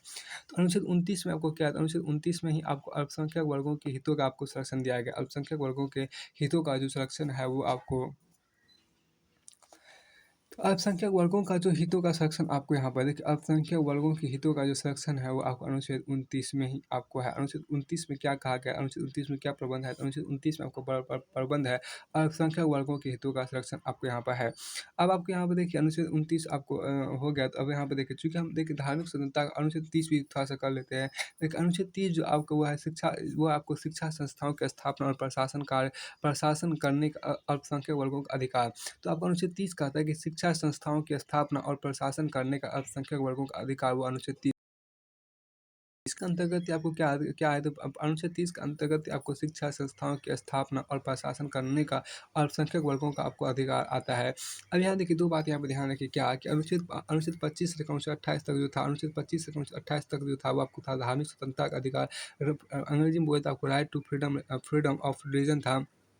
जबकि आपके यहाँ पे देखिए संस्कृति और शिक्षा संबंधी अधिकार, संस्कृति और शिक्षा संबंधी अधिकार जिसको अंग्रेजी बोलते हैं कल्चर एंड एजुकेशनल राइट ये था आपका अनुच्छेद 29 से लेकर अनुच्छेद 30 तक। अनुच्छेद 29 से लेकर अनुच्छेद 30 को क्या बोलेंगे? अनुच्छेद 29 से लेकर अनुच्छेद 30 को अनुच्छेद 29 से लेकर अनुच्छेद 30 तक को बोलेंगे आपको संस्कृति और शिक्षा संबंधी अधिकार। संस्कृति और शिक्षा संबंधी अधिकार आपको वो अनुच्छेद 29 से लेकर अनुच्छेद 30 तक का विषय आपको है। तो अनुच्छेद 29 में आपका अल्पसंख्यक वर्गों के हितों का संरक्षण आपको और आपको ये जो कई बार पूछा भी गया है और अनुच्छेद 30 में आपको यहाँ पर कहा गया शिक्षा संस्थाओं की स्थापना और प्रशासन करने का अल्पसंख्यक वर्गों का आपको अधिकार है। अब आपको यहाँ पर आते हैं अगला आपको यहाँ पर है संवैधानिक अब यहाँ पर देखिए आपको आगे यहाँ देखिए कुछ विधियों की व्याप्तियाँ सेविंग ऑफ सर्टेन लॉज कुछ विधियों की व्याप्तियाँ जो आपको जिसको बोलते हैं सेविंग ऑफ सर्टेन लॉज जो अनुच्छेद 31 में आपको लेकर अनुच्छेद 31 से लेकर अनुच्छेद 31 बहुत तक आया है। कुछ विधियों की व्याप्तियाँ इसको देखते हैं। अनुच्छेद 31 को आपको देखिए अनुच्छेद 31 में जो आपको संपत्ति का अनिवार्य था मतलब अनुच्छेद 31 में आपको जो संपत्ति का अनिवार्य था संपत्ति का मौलिक अधिकार था वो आपको खत्म कर दिया गया, उसको हटा दिया गया। संपत्ति का अनिवार्य अधिकार को निरस्त कर दिया गया मतलब उसको हटा दिया गया है। पहले ये था लेकिन अब ये नहीं रहा। तो संपत्ति का जो मौलिक अधिकार था और अनुच्छेद 31 में ही आपको आता था। तो संपत्ति का अनिवार्य अधिग्रहण जो था संपत्ति का अनिवार्य अधिग्रहण जो था वो आपको अनुच्छेद 31 में ही आपको आता था। 31 में 31 के अंतर्गत आते थे जो कि हटा दिया गया, जो निरस्त कर दिया गया है। निरस्त मतलब क्या? हटा देना होता है। अब अनुच्छेद 31 का को यहाँ पर कहता है कि संपदा आदि अर्जन की उपबंध करने और विधियों की व्याप्तियाँ देखिए आप व्याप्तियाँ मतलब व्याप्ति मतलब क्या आपको यहाँ मतलब कि अंग्रेजी में बोलते हैं सेविंग और certain laws saving of certain laws आपको होता है। अधिक संपदाओं आदि के अर्जन 31 को कॉम यहाँ पर कहते हैं संपदाओं आदि के अर्जन के लिए उपबंध करने वाली विधियों की व्याप्तियाँ व्यावृत्तियाँ यहाँ पर व्यावृत्ति आपको यहाँ पर संपदा आदि के अर्जन के लिए संपदा आदि का अर्जन को उपबंध करने वाले विधियों की व्यावृत्ति आपको 31 के कॉम आपको 31 को कॉम में ही आपको संपदा आदि के अर्जन के लिए उपबंध करने वाली विधियों की व्यावृत्ति आपको है। आगे आपके यहाँ पर 31 ख, तो 31 ख में आपको क्या 31 ख आपको कहा गया कुछ अधिनियम और विनियमों का विधि मान्यकन, कुछ अधिनियम और विनियमों का विधि मान्यकन, कुछ अधिनियम और कुछ अधिनियम और विनियमों का विधि मान्यकन आपको 31 ख में आपको है। तो 31 ख में ही आपको कुछ अधिनियम और विनियमों का विधि मान्यकन 31 और आपको यहाँ पर देखिए अनुच्छेद 31 ख में आपको कुछ अधिनियम और विधि नियमों का अनुच्छेद 31 ख में ही आपको क्या है कुछ अधिनियम और विनियम, कुछ अधिनियम और विनियमों का आपको विनियमों का विधि मान्यकन आपका है। तो कुछ अधिनियम और विनियमों का विधि मान्यकन आपको 31 ख में ही आपको 31 ख में ही आपको क्या है तो कुछ अधिनियम और विनियमों का विधि मान्यकन आपको 31 ख में आपको क्या है कुछ अधिनियम और विनियमों का विधि मान्यकन आपको है। अब यहाँ देखिए 31 गो जो आपके यहाँ पर है 31 गो जो आपको है कुछ निदेशक तत्वों को प्रभावित करने वाली विधियों की व्यावृत्ति, तो कुछ निदेशक तत्वों को प्रभावित करने वाली विधियों की व्यावृत्ति 31 गो अनुच्छेद 31 गो जो आपके यहाँ पर वो है कुछ निदेशक तत्वों को प्रभावित करने वाली विधियों की व्यावृत्ति। तो कुछ निदेशक तत्वों को प्रभावित करने वाली विधियों की जो व्यावृत्ति है वो 31 गो में ही आपको है। अनुच्छेद 31 गो में जो आपका हुआ कुछ निदेशक तत्वों को प्रभावित करने वाली विधियों की व्यावृत्ति आपको है। अनुच्छेद 31 गो में आपको क्या है तो कुछ निदेशक तत्वों को प्रभावित करने वाली विधियों की व्यावृत्ति जो आपको है वो अनुच्छेद 31 गो में आपको है। तो अनुच्छेद 31 गो में ही आपको क्या है तो कुछ निदेशक तत्वों को प्रभावित करने वाली विधियों की व्यावृत्ति आपको है। कुछ निदेशक तत्वों को प्रभावित करने वाली विधियों की व्यावृत्ति, कुछ निदेशक तत्वों को प्रभावित करने वाली विधियों की जो व्यावृत्ति आपको वह है आपको अनुच्छेद 31 गो में ही आपको है। अब यहाँ देखिए अनुच्छेद 31 गो हम आपको राष्ट्र विरोधी गतिविधियों के संबंध में कानून का बचाव, राष्ट्र विरोधी गतिविधियों के संबंध में कानूनों का बचाव जो आपका वो आपको इसको अनुच्छेद 31 घ को निरस्त कर गया, इसको हटा दिया गया है। इसमें था राष्ट्र विरोधी गतिविधियों के संबंध में कानून का जो बचाव था उसको इस प्रावधान को हटा दिया गया, इस प्रावधान को खत्म कर दिया जो कि अनुच्छेद 31 घ के अंतर्गत आपको आते हैं। आपको आगे यहाँ पर है क्या अनुच्छेद 32 आप यहाँ देखिए संवैधानिक उपचारों का अधिकार जिसको बोलते हैं राइट टू कॉन्स्टिट्यूशनल रेमेडीज आपको वो अनुच्छेद 32 से लेकर अनुच्छेद 35 तक आते हैं। अनुच्छेद 32 से अनुच्छेद 35 तक को क्या बोलते हैं संवैधानिक उपचारों का अधिकार बोलते हैं जिसको बोलते हैं राइट टू कॉन्स्टिट्यूशनल रेमेडीज बोलते हैं। अब अनुच्छेद 32 यहाँ पर देखें अनुच्छेद 32 में क्या कहा गया अनुच्छेद 32 का यहाँ प्रावधान है कि इस भाग द्वारा प्रदत्त अधिकारों को परिवर्तित कराने के लिए उपचार, इस भाग मतलब मौलिक अधिकार जो भाग है इस भाग द्वारा प्रदत्त अधिकारों को परिवर्तित कराने के उपचार आपको है, उपचार आपके यहाँ पर है। इस अब देखिए अनुच्छेद 32 का को क्या है अनुच्छेद 32 का को आपको अनुच्छेद 32 के अंतर्गत कार्यवाहियों में राज्य अधिनियमों की संविधान की वैधता पर विचार नहीं आपको निरस्त कर दे, इसको हटा दिया गया है। अनुच्छेद 32 के को हटा दिया गया, इसमें कहा गया था अनुच्छेद 32 के अंतर्गत कार्यवाहियों में राज्य अधिनियमों की संवैधानिक वैधता पर विचार नहीं, इसको हटा दिया गया है। अनुच्छेद 32 को कम कहा गया अनुच्छेद 32 के अंतर्गत कार्यवाहियों में राज्य अधिनियम की संवैधानिक वैधता पर विचार नहीं, इसको निरस्त कर दिया, इसको हटा दिया गया है। अनुच्छेद 33 में कहा गया कि इस भाग अनुच्छेद 33 में कहा गया इस भाग द्वारा प्रदत्त अधिकारों का बलों आदि को लागू होने में उपांतन करने की संसद की शक्ति आपको अनुच्छेद आपको यहाँ पर 33 में कहा गया है इस भाग द्वारा प्रदत्त अधिकारों का बलों आदि को लागू होने में उपांतरण करने की संसद की आपको शक्ति है, उपांतरण करने की संसद की शक्ति आपके यहाँ पर है। इस भाग द्वारा आपको अनुच्छेद 33 आपको कहा गया इस भाग द्वारा प्रदत्त अधिकारों का बलों आदि को लागू होने में उपांतरण करने की संसद की शक्ति आपको अनुच्छेद 33 के अंतर्गत किया गया है। अनुच्छेद 34 आपको यहाँ पर कहा गया जब किसी क्षेत्र में सेना विधि प्रवृत्त है, जब किसी क्षेत्र आपको सेना विधि प्रवृत्त है तब इस भाग द्वारा प्रदत्त अधिकारों पर निर्वर्धन अनुच्छेद 34 में कहा गया है। जब किसी क्षेत्र में सेना विधि प्रवृत्त है तब इस भाग द्वारा प्रदत्त अधिकारों पर निर्बंधन ये आपको अनुच्छेद 34 में कहा गया। अनुच्छेद 34 में कहा गया है कि जब किसी क्षेत्र में सेना विधि प्रवृत्त है तब इस भाग द्वारा प्रदत्त अधिकारों पर निर्बंधन। अब आगे अनुच्छेद 35 आपके यहाँ अनुच्छेद 35 में कहा गया इस भाग के उपबंधों को प्रभावित करने का विधान, इस भाग के उपबंधों का प्रभावित करने का जो विधान है वो अनुच्छेद 35 के अंतर्गत आता है। इस भाग के उपबंधों को प्रभावित करने का जो विधान है, इस भाग के उपबंधों को प्रभावित करने का जो विधान है वो अनुच्छेद 35 के अंतर्गत आता है। अनुच्छेद 35 के अंतर्गत इस भाग के उपबंधों को प्रभावित करने का विधान आपको आता है। अब आपको आगे यहाँ पे देख सकते हैं, अगला जो आपको यहाँ पर भाग है वो आपको यहाँ पर है, अगला जो यहाँ पर आपको भाग है भाग 4 जो आप यहाँ पर देख रहे हैं, ये जो आपको यहाँ पर भाग 4 है, तो ये आपको यहाँ पर भाग 4 मतलब राज्य के नीति निर्देशक तत्व को बोलते हैं भाग 4, ये राज्य के नीति निर्देशक तत्व को बोलते हैं भाग 4 आपको बोलते हैं। मूल अधिकार जो है उसको भाग 3 बोलते हैं, मूल अधिकार को भाग 3 बोलते हैं। उसके बाद देखिए नागरिकता को भाग 2 बोलेंगे, और उसके बाद आपको संघ एवं इसके राज्य क्षेत्र को भाग 1 बोलेंगे, संघ एवं इसके राज्य क्षेत्र को क्या बोलेंगे, भाग 1 बोलेंगे। क्या बोलेंगे, तो भाग 1 जो आपको है संघ एवं इसके राज्य क्षेत्र को बोलेंगे। अब फिर आपको यहाँ पर आगे देखिए, चूँकि अभी हम पढ़ रहे थे भाग 4 आपको राज्य के नीति निर्देशक तत्व होते हैं। राज्य के नीति निर्देशक तत्व को गांधीवादी सिद्धांत भी बोलते हैं। राज्य के नीति निर्देशक तत्व गांधीवादी सिद्धांत भी आपको बोलते हैं।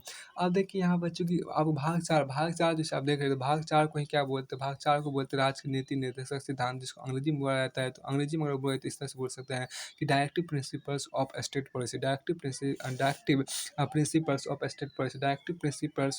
पॉलिसी, किसको बोलते हैं, directive principles of state policy आपको राज्य की नीति निर्देशक सिद्धांत का अंग्रेजी रूपांतरण है। अब यहाँ पर आप अनुच्छेद 36 से लेकर अनुच्छेद 51 तक, अनुच्छेद 36 से लेकर अनुच्छेद 51 तक को क्या, अनुच्छेद 36 से लेकर अनुच्छेद 51 तक आपको राज्य की नीति निर्देशक तत्व है।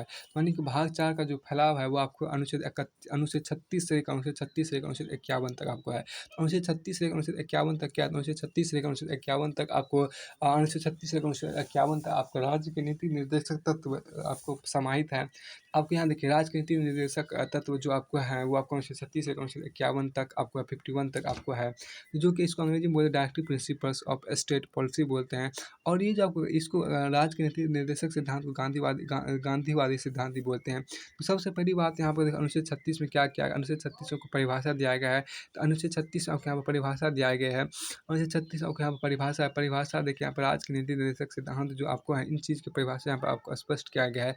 अब अनुच्छेद 37 में जो आपके यहाँ देखें, अनुच्छेद 37 में कहा गया है, अनुच्छेद 37 में कहा गया इस भाग में अंतविष्ट तत्वों का लागू होना, इस भाग में अंतविष्ट तत्वों का लागू। अब यहाँ पर समझ इस भाग मतलब क्या, भाग 4 जो आपके यहाँ पर है, भाग 4 जो आपको है राज्य की नीति निर्देशक सिद्धांत के जो भाग में आपको है, भाग 4 जो आपको है, इसमें जो भी आपको है वो सभी उन सभी तत्वों का लागू होना, इस भाग में अंतविष्ट तत्वों का लागू होना। अनुच्छेद 38 यहाँ देखिए, अनुच्छेद 38 में कहा गया है राज्य लोक कल्याण की अभिवृद्धि के लिए समाज की व्यवस्था बनाएगा। तो राज्य जो है वो लोक कल्याण की अभिवृद्धि के लिए समाज की व्यवस्था बनाएगा, ये अनुच्छेद 38 में कहा गया। अनुच्छेद 38 में कहा गया है कि राज्य जो है वो लोक कल्याण की अभिवृद्धि के लिए समाज की व्यवस्था बनाएगा, राज्य जो है वो लोक कल्याण की अभिवृद्धि के लिए समाज की व्यवस्था बनाएगा। तो राज्य लोक कल्याण की अभिवृद्धि के लिए सामाजिक व्यवस्था बनाएगा, किस अनुच्छेद के अंतर्गत कहा गया, तो अनुच्छेद 38 के अंतर्गत कहा गया। अनुच्छेद 38 के अंतर्गत ही आपको कहा गया कि राज्य जो है वो लोक कल्याण की अभिवृद्धि के लिए सामाजिक व्यवस्था बनाएगा। और अनुच्छेद 39 यहाँ पर कहा गया है, अनुच्छेद 39 में कहा गया तो राज्य द्वारा अनुसरणीय कुछ नीति तत्व, अनुच्छेद 39 में कहा गया राज्य द्वारा अनुसरणीय कुछ नीति तत्व जो है वो आपको अनुच्छेद 39 में दिया गया है। अनुच्छेद 39 को यहाँ देखिए, अनुच्छेद 39 को आपको कहा गया कि समान न्याय और निःशुल्क विधिक सहायता, ये 39 कॉम आपको है। तो आपको 39 के कॉम आपको समान न्याय और निःशुल्क विधिक सहायता जो आपको है, तो समान न्याय और निःशुल्क विधिक सहायता जो है वो आपको अनुच्छेद 39 कॉम आपको है। अनुच्छेद 39 कॉम आपको समान न्याय और निःशुल्क विधिक सहायता आपको है, समान न्याय और निःशुल्क विधिक सहायता जो है वो आपको अनुच्छेद 39 कॉम आपको है। तो अनुच्छेद 39 कॉम आपको क्या कि समान न्याय और निःशुल्क विधिक सहायता आपको यहाँ पर है। अनुच्छेद 40 देखिए आप, अनुच्छेद 40 में आपको क्या है, अनुच्छेद 40 में आपको यहाँ पर ग्राम पंचायतों का संगठन आपको किस में आपका, तो अनुच्छेद 40 में आपको यहाँ पर है। अनुच्छेद 40 में ही आपको कई बार ये पूछा भी गया, तो अनुच्छेद 40 में क्या है, तो ग्राम पंचायतों का संगठन। तो ग्राम पंचायतों का संगठन किस अनुच्छेद में आपको प्रावधान है, तो आपको अनुच्छेद 40 में आपको प्रावधान किया गया है। अनुच्छेद 41 यहाँ पर कहता है, अनुच्छेद 41 मतलब 41 यहाँ पर कहता है कि अनुच्छेद 41 यहाँ पर कहता है कुछ दशाओं में आपको देखिए, कुछ दशाओं में काम, शिक्षा और लोक सहायता पाने का अधिकार, कुछ दशाओं में काम, शिक्षा और लोक सहायता पाने का जो अधिकार है वो अनुच्छेद 41 में है। अनुच्छेद 41 मतलब 41 आपको क्या है, अनुच्छेद 41 में आपको कुछ दशाओं में काम, शिक्षा और लोक सहायता पाने का अधिकार, कुछ दशाओं में काम, शिक्षा और लोक सहायता पाने का जो अधिकार है वो अनुच्छेद 41 में आपको है। तो अनुच्छेद 41 में क्या है, तो अनुच्छेद 41 में आपको कुछ दशाओं में तो कुछ दशाओं में काम, शिक्षा और लोक सहायता पाने का अधिकार है। कुछ दशाओं में काम, शिक्षा और लोक सहायता पाने का जो अधिकार है, वो अनुच्छेद 41-41 में आपको कुछ दशाओं में काम, शिक्षा और लोक सहायता पाने का जो अधिकार है, वो आपको अनुच्छेद 41 में आपको है, मतलब 41 में आपको है। तो अनुच्छेद 41 में क्या है? अनुच्छेद 41 में आपको कुछ दशाओं में काम, शिक्षा और लोक सहायता पाने का अधिकार है। तो आपको अधिकार है। तो अब एक क्वेश्चन यहाँ पे ये बनता है कि कुछ दशाओं में काम, शिक्षा और लोक सहायता पाने का अधिकार किस अनुच्छेद में आपको है? तो आपको अनुच्छेद 41-41 में आपको है। अब अनुच्छेद 42 में आपको कहता है, अनुच्छेद 42 में आपको यहाँ पर कहता है, अनुच्छेद 42 में आपको ऐसा कहता है कि काम की न्याय संगत और मानवोचित दशाओं का तथा प्रसूति सहायता का उपबंध। काम की न्याय संगत, देखिए काम की न्याय संगत और मानवोचित दशाओं का तथा प्रसूति सहायता का जो उपबंध है, वो आपको अनुच्छेद 42 में है। अनुच्छेद 42 में ही आपको क्या है? काम की न्याय संगत और मानवोचित दशाओं का तथा प्रसूति सहायता का जो उपबंध है, वो आपको अनुच्छेद 42 में। अनुच्छेद 42 में ही आपको क्या है? तो काम की न्याय संगत और मानवोचित दशाओं का तथा प्रसूति सहायता का जो उपबंध है, वो आपको अनुच्छेद 42 में ही आपको है। अनुच्छेद 42 के अलावा यहाँ पे देख अनुच्छेद 43 यहाँ पे देख अनुच्छेद 43 जो आपको कर्मकारों के निर्वाह की मजदूरी, कर्मकारों के निर्वाह मजदूरी आदि जो आपको अनुच्छेद 43 में 43 में आपको है। तो कर्मकारों की निर्वाह मजदूरी आदि जो आपको अनुच्छेद 43-43 में आपको है। तो कर्मकारों के निर्वाह मजदूरी आदि जो आप यहाँ पर देख रहे हैं, कर्मकारों के निर्वाह मजदूरी आदि जो यहाँ पर देख रहे हैं, वो आपको अनुच्छेद 43 के अंतर्गत आते हैं। अनुच्छेद 43 में क्या कहा गया है? अनुच्छेद 43 यहाँ पे देखिए, अनुच्छेद 43 में आपको कहा गया, अनुच्छेद 43 में आपको यहाँ पर कहा गया कर्मकारों के निर्वाह मजदूर आदि आपको यहाँ पर कर्मकारों के लिए निर्वाह मजदूर आदि जो आप यहाँ पर देखे, वो अनुच्छेद 43 के अंतर्गत आते हैं, 43 के अंतर्गत आपको आते हैं। कर्मकारों के निर्वाह मजदूर आदि, कर्मकारों के जो निर्वाह मजदूर आदि था, वो आपको अनुच्छेद 43 के अंतर्गत आते हैं, मतलब 43 के अंतर्गत आते हैं। अब अनुच्छेद 43 को यहाँ देखें, अनुच्छेद 43 को आपको यहाँ पर क्या कहा गया? अनुच्छेद 43 को आपको यहाँ पर कहा गया है, यानी कि 43 के कॉम कहा गया है, उद्योगों के प्रबंध में कामकारों का भाग लेना, उद्योगों के प्रबंध में कामकारों का भाग लेना, वो आपका अनुच्छेद 43 क में कहा गया। अनुच्छेद 43 के क में कहा गया उद्योगों के प्रबंध में कामकारों का भाग लेना। अनुच्छेद 43 के ख में, अनुच्छेद 43 का ख में कहा गया सहकारी समितियों को बढ़ावा। अनुच्छेद 43 के ख में कहा गया सहकारी समितियों को बढ़ावा, सहकारी समितियों को बढ़ावा, अनुच्छेद आपको 43 ख। अनुच्छेद 43 के ख में आपको सहकारी समितियों को बढ़ावा। आपको किस अनुच्छेद में आपको ऐसा किस अनुच्छेद में आपको सहकारी समितियों को बढ़ावा देने को बंद है? तो अनुच्छेद 43 ख, अनुच्छेद 43 ख में आपको कहा गया, ख यहाँ पे ध्यान रखिए, अनुच्छेद 43 का ख में आपको सहकारी समितियों को बढ़ावा देने की बात कही गई, और अनुच्छेद 43 क में आपको उद्योगों के प्रबंध में कामकारों का भाग लेना, ऐसा प्रावधान किस अनुच्छेद में आपको किया गया? तो आपको अनुच्छेद 43 का क में किया गया है। आपको अनुच्छेद सिर्फ 43, अनुच्छेद 43 में कहा गया कर्मकारों की निर्वाह मजदूरी आदि, तो कर्मकारों की निर्वाह मजदूरी आदि आपको अनुच्छेद 43 में क्या किया गया है। अब अनुच्छेद 44 यहाँ पे देखते हैं, अनुच्छेद 44 में क्या है? अनुच्छेद 44 में आपको कहा गया नागरिकों के लिए एक समान सिविल संहिता। अनुच्छेद ये काफ़ी चर्चा में आपका इस बार आपको है। तो आपको नागरिकों के लिए समान सिविल संहिता आपको जो है, वो आपको अनुच्छेद 44 में कहा गया। तो अब अनुच्छेद 44 में क्या है? अनुच्छेद 44 में आपके यहाँ पर नागरिकों के लिए एक समान सिविल संहिता, नागरिकों के लिए एक समान सिविल संहिता जो आपको अनुच्छेद 44 में आपको ऐसा प्रावधान किया गया है। तो अनुच्छेद 44 में ही आपको क्या कहा गया है? तो अनुच्छेद 44 में ही आपको नागरिकों के लिए एक समान सिविल संहिता है। तो नागरिकों की एक समान सिविल संहिता जो आपको अनुच्छेद 44 में ही आपको इसका प्रावधान किया, जो कि इस बार आपको ये जो अभी हॉट टॉपिक आपको है, मतलब ये अभी ज्वलंत मुद्दा बना हुआ है सिविल संहिता के बारे में। नागरिकों की एक समान सिविल संहिता जो आपको किस अनुच्छेद में प्रावधान किया गया है? तो आपको अनुच्छेद 44 में आपको प्रावधान किया गया, अनुच्छेद 44। अनुच्छेद 44 में ही आपको नागरिकों की एक समान सिविल संहिता का प्रावधान किया गया। अनुच्छेद 45, अनुच्छेद 45 को यहाँ देखें। अनुच्छेद 45 में क्या है? अनुच्छेद 45 में आपको बालकों के लिए निःशुल्क और अनिवार्य शिक्षा का उपबंध। तो बालकों के आपको निःशुल्क और अनिवार्य शिक्षा का जो उपबंध है, वो आपको अनुच्छेद 45 में किया गया। अनुच्छेद 45 में ही आपको बालकों के लिए निःशुल्क और अनिवार्य शिक्षा का उपबंध, बालकों के लिए निःशुल्क और अनिवार्य शिक्षा का जो उपबंध है, वो अनुच्छेद 45 में किया गया है। अनुच्छेद 45 में ही क्या? अनुच्छेद 45 में ही आपको बालकों के लिए निःशुल्क और अनिवार्य शिक्षा का उपबंध है। तो बालकों के लिए निःशुल्क और अनिवार्य शिक्षा का जो उपबंध है, वो आपको अनुच्छेद 45 में ही आपको है। अनुच्छेद 45 में ही क्या है? तो अनुच्छेद 45 में आपको बालकों के लिए निःशुल्क और अनिवार्य शिक्षा का उपबंध है। तो बालकों के लिए निःशुल्क और अनिवार्य शिक्षा का जो उपबंध है, वो अनुच्छेद 45 में ही, मतलब अनुच्छेद 45 में ही ऐसा किया गया है। तो अनुच्छेद 45 में क्या है? तो अनुच्छेद 45 में आपको यहाँ पर बालकों के लिए निःशुल्क और अनिवार्य शिक्षा का उपबंध है। तो बालकों के लिए निःशुल्क और अनिवार्य शिक्षा का जो उपबंध है, वो अनुच्छेद 45 में ही आपको है। अनुच्छेद 45 में आपको क्या है? तो अनुच्छेद 45 में बालकों के निःशुल्क और अनिवार्य शिक्षा का उपबंध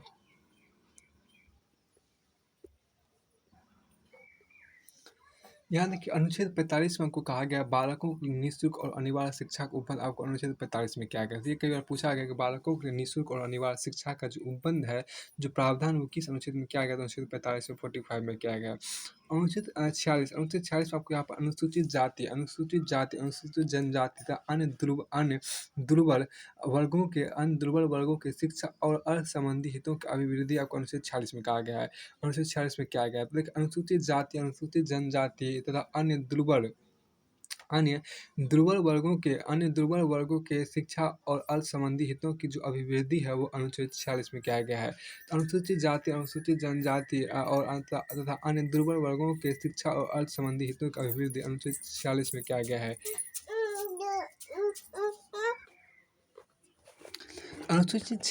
तो अनुच्छेद 46 में आपको अनुसूचित जाति, अनुसूचित जनजाति तथा अन्य दुर्बल वर्गों की शिक्षा और अर्थ संबंधी हितों की अभिवृद्धि का प्रावधान किया गया अनुच्छेद 46 में 46 में। अब अनुच्छेद 47 में आपको यहाँ पर क्या अनुच्छेद 47 कहता है पोषाहार स्तर और जीवन स्तर को ऊंचा करने तथा लोक स्वास्थ्य को सुधार करने का राज्य का कर्तव्य होगा।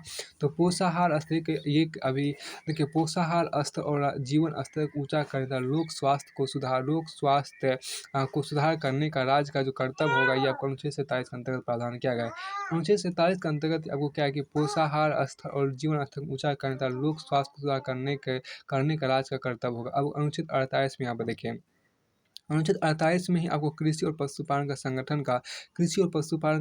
का आपको अधिकार है। तो अधिकार बल्कि प्रावधान किया गया अनुच्छेद 48 के अंतर्गत ही आपको क्या है कृषि और पशुपालन का संगठन का अधिकार है, प्रावधान किया गया है। तो कृषि और पशुपालन का संगठन का प्रावधान आपको अनुच्छेद 48 के अंतर्गत ही किया गया है। अनुच्छेद 48 के क में आपको क्या किया गया पर्यावरण का संरक्षण और संवर्धन और वन तथा वन्य जीवों की रक्षा। अनुच्छेद 48 के क में ही आपको पर्यावरण का संरक्षण और संवर्धन और वन तथा वन्य जीवों की रक्षा का प्रावधान किया गया है। तो पर्यावरण का संरक्षण और संवर्धन और वन तथा वन्य जीवों की रक्षा का प्रावधान किया गया अनुच्छेद 48 के क में ही आपको क्या है अनुच्छेद 48 के क में ही आपको ऐसा किया गया है।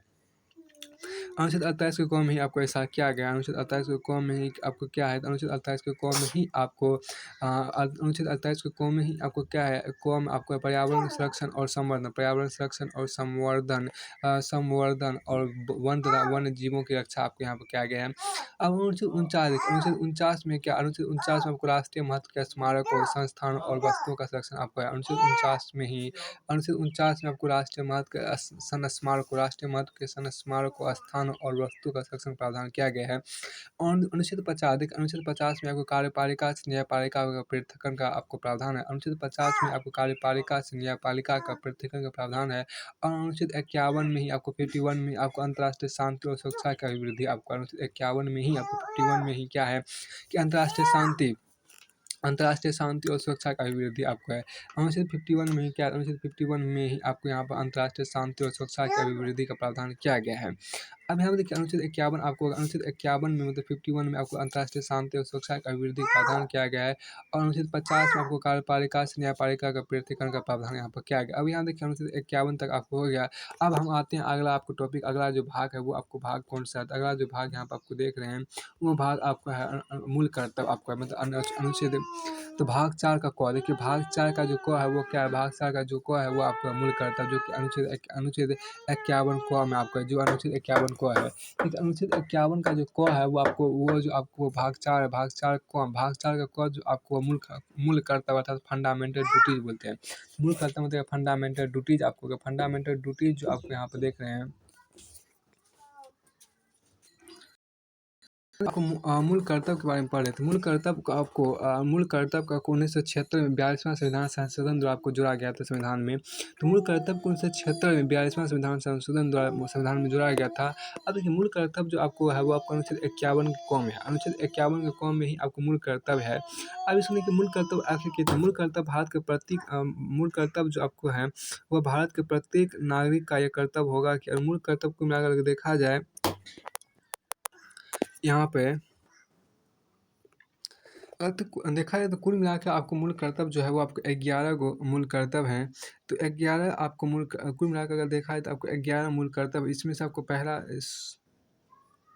तो आपको पहला जो मूल कर्तव्य है वो आपको यहाँ पर है कि संविधान का पालन। देखिए पहला मूल कर्तव्य आपको यहाँ पर ऐसे नीचे आपको दिया गया है, संविधान का पालन। ए नंबर देखिए आपको मतलब पहला मूल कर्तव्य आपके संविधान का पालन करे और उसके आदर्शों, संस्थाओं, राष्ट्रध्वज और राष्ट्रगान का आदर करे। यहाँ पर आपको क्या है कि संविधान का पालन करे और उसके आदर्शों, संस्थाओं, राष्ट्रध्वज और राष्ट्रगान का आदर करे। पहला आपका यहाँ पर मूल कर्तव्य क्या है? संविधान का पालन करे और उसके आदर्शों, संस्थाओं, राष्ट्रध्वज और राष्ट्रगान का आदर करें। दूसरा मूल कर्तव्य यहाँ पर आपकी स्वतंत्रता के लिए हमारे राष्ट्रीय आंदोलन को प्रेरित करने वाले उच्च आदर्शों को हृदय में संजोए रखें और उनका पालन करें। दूसरा मौलिक कर्तव्य हमारे राष्ट्रीय आंदोलन को प्रेरित करने वाले को हृदय में पालन करें। और तीसरा तीसरा आपके यहाँ पर मौलिक कर्तव्य क्या है? भारत की संप्रभुता, एकता तथा अखंडता की रक्षा करें और उसे अक्षुण्ण बनाए रखें। तीसरा यहाँ पर मूल कर्तव्य आपको यहाँ पर क्या है कि भारत की संप्रभुता, एकता और तथा अखंडता की रक्षा करें और उसे अक्षुण्ण बनाए रखें। तो भारत की संप्रभुता, एकता तथा अखंडता की रक्षा करें और उसे अक्षुण्ण बनाए रखें। चौथा मूल कर्तव्य आपके यहाँ पर देश की रक्षा करें और आह्वान किए जाने पर राष्ट्र की सेवा करें। तो यहाँ पर फिर आपको क्या देश की आपको यहाँ पर आपको चौथा मूल कर्तव्य आपको देश की रक्षा करें, देश की रक्षा करें और आह्वान किए जाने पर राष्ट्र की सेवा करें, आपको चौथा मूल कर्तव्य है। पांचवा मूल कर्तव्य आपके यहाँ पर कि भारत के सभी लोगों में समरसत्ता और समान भ्रातृत्व की भावना निर्माण करें। भारत के सभी लोगों में आपको समरसत्ता और समान भ्रातृत्व की भावना का निर्माण करें, जो धर्म, भाषा और प्रदेश या वर्ग पर आधारित सभी भेदभाव से परे हो। ऐसी प्रथाओं का त्याग करें जो महिलाओं के सम्मान के विरुद्ध हैं। तो आपको यहाँ पांचवा मूल कर्तव्य यहाँ पर दिया गया, भारत के सभी लोगों में समरसत्ता और समान भ्रातृत्व की भावना का निर्माण करे, जो धर्म, भाषा और प्रदेश या वर्ग पर आधारित सभी भेदभाव से परे हो। ऐसी प्रथाओं का त्याग करे जो महिलाओं के सम्मान के विरुद्ध आपको है। छठा मूल कर्तव्य आपके यहाँ पर है कि हमारी सामाजिक संस्कृति की गौरवशाली परंपरा का महत्व समझे और परिरक्षण करे। हमारी सामाजिक संस्कृति की गौरवशाली परंपरा का महत्व समझे और परीक्षण करे। आपको मौलिक कर्तव्य 6 में आपको है। तो मूल कर्तव्य आपको 7 में यहाँ पर क्या है कि प्राकृतिक पर्यावरण की, जिसके अंतर्गत वन, झील, नदी और वन्य जीव है रक्षा करे और उसका संवर्धन करे तथा प्राणी मात्र के प्रति दया भाव रखे। प्राकृतिक पर्यावरण देखिए, पर्यावरण की, जिसके अंतर्गत वन, झील, नदी और वन्य जीव हैं की रक्षा करे और उसका संवर्धन करे तथा प्राणी मात्र के प्रति दया भाव रखे। आगे आपको यहाँ पर आठवां मूल कर्तव्य आपको है वैज्ञानिक दृष्टिकोण मानववाद और ज्ञान अर्जन तथा सुधार की भावना का विकास करे। वैज्ञानिक दृष्टिकोण मानववाद और ज्ञान अर्जन तथा सुधार की भावना का विकास करें। और नौवां यहाँ पर आपको क्या है, तो नौवां में आपको यहाँ पर मूल कर्तव्य है कि सार्वजनिक संपत्ति को सुरक्षित और हिंसा से दूर रहे। सार्वजनिक संपत्ति को सुरक्षित रखे और हिंसा से दूर रहिए। आपको नौवां मूल कर्तव्य आपको है नौवां में।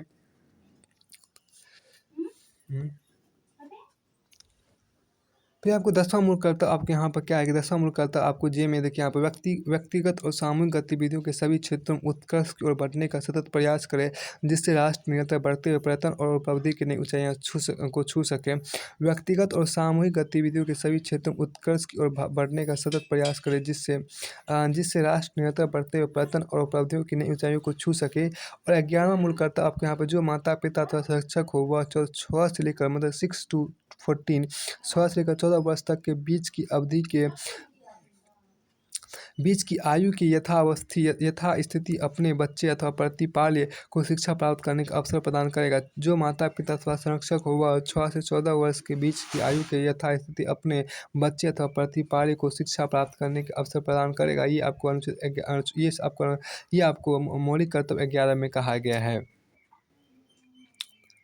तो यहाँ पर आपको इसमें देखिए क्या, तो यहाँ पर आपको मूल कर्तव्य में जो आपको मूल कर्तव्य पूछा गया, तो मूल कर्तव्य में कितने विषय हैं? तो मूल कर्तव्य में कुल मिलाकर 11 विषय आपको यहाँ पर हो गए हैं। तो मूल कर्तव्य में आपको कितने विषय हो गए? तो 11 यहाँ पर विषय आपको हो गया। अब यहाँ पर देखिए अगला आपके यहाँ पर है राष्ट्रपति और उपराष्ट्रपति को हम देखते हैं, जो को भाग आपके यहाँ अगला जो आपको है वो आपको अनुच्छेद भाग 5 में आपके यहाँ पर देखिए। तो भाग 5 में आपको भाग 5 जो आपको है वो अनुच्छेद 52 से लेकर अनुच्छेद 51 तक, अनुच्छेद 151 तक है। तो भाग 5 जो आपको है वो आपको अनुच्छेद 52 से लेकर अनुच्छेद 151 तक है। तो भाग 5 जो अब कितना तक, ये आपको भाग 5 हो गया। ये आपको क्या हो गया, 1 मिनट इसको थोड़ा सा मिटाते हैं। तो आप यहाँ पर देखिए, ये जो आपके यहाँ पर हो गया, ये आपको हो गया भाग 5 में आपको क्या है कि आपको कार्यपालिका है। भाग 5 में जो आपको है वो आपको क्या है, कार्यपालिका है। तो भाग 5 में आपको कार्यपालिका है, जो कि मतलब कार्यपालिका अंग्रेजी में द एक्सिक्यूटिव आपको यहाँ पर द एक्सिक्यूटिव आपको है।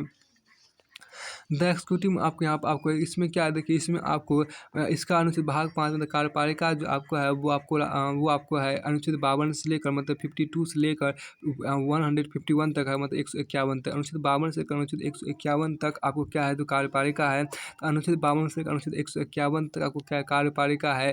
कार्यपालिका आपको द एक्सिक्यूटिव आपको है। द एक्सिक्यूटिव आपको यहाँ पर आपको है। तो इसमें देखिए 97 मध्य 93 मध्य आपको मतलब 151 माइनस 52 कीजिएगा तो आपको 97 निकल, मतलब 97 मध्य आपको है 57 प्रावधान आपके यहाँ पर क्या आ गया, 57 आपको नियम कायदे यहाँ पर आपको है। तो राष्ट्रपति और ये आपको सबसे पहले आपको भाग 1 में, तो भाग 1 हम कार्यपालिका देखेंगे। भाग 1 आपको कार्यपालिका देखेंगे। कार्यपालिका के अंतर्गत सबसे आपको राष्ट्रपति और उपराष्ट्रपति आपको आएंगे। राष्ट्रपति और उपराष्ट्रपति का संबंध आपको अनुच्छेद 52 से लेकर अनुच्छेद 53 तक आपको है। अनुच्छेद 52 से लेकर अनुच्छेद 53 तक आपको राष्ट्रपति और उपराष्ट्रपति हैं। The president and vice president जो आपको है वो अनुच्छेद 52 से लेकर अनुच्छेद 53 अनुच्छेद 73 तक आपको, अनुच्छेद 52 से अनुच्छेद 73 तक आपको राष्ट्रपति उपराष्ट्रपति का प्रावधान आपको है। अनुच्छेद 52 से अनुच्छेद 73 तक, अनुच्छेद 52 से अनुच्छेद 73 तक आपको राष्ट्रपति और उपराष्ट्रपति के बारे में यहाँ पर आपको प्रावधान किया गया है।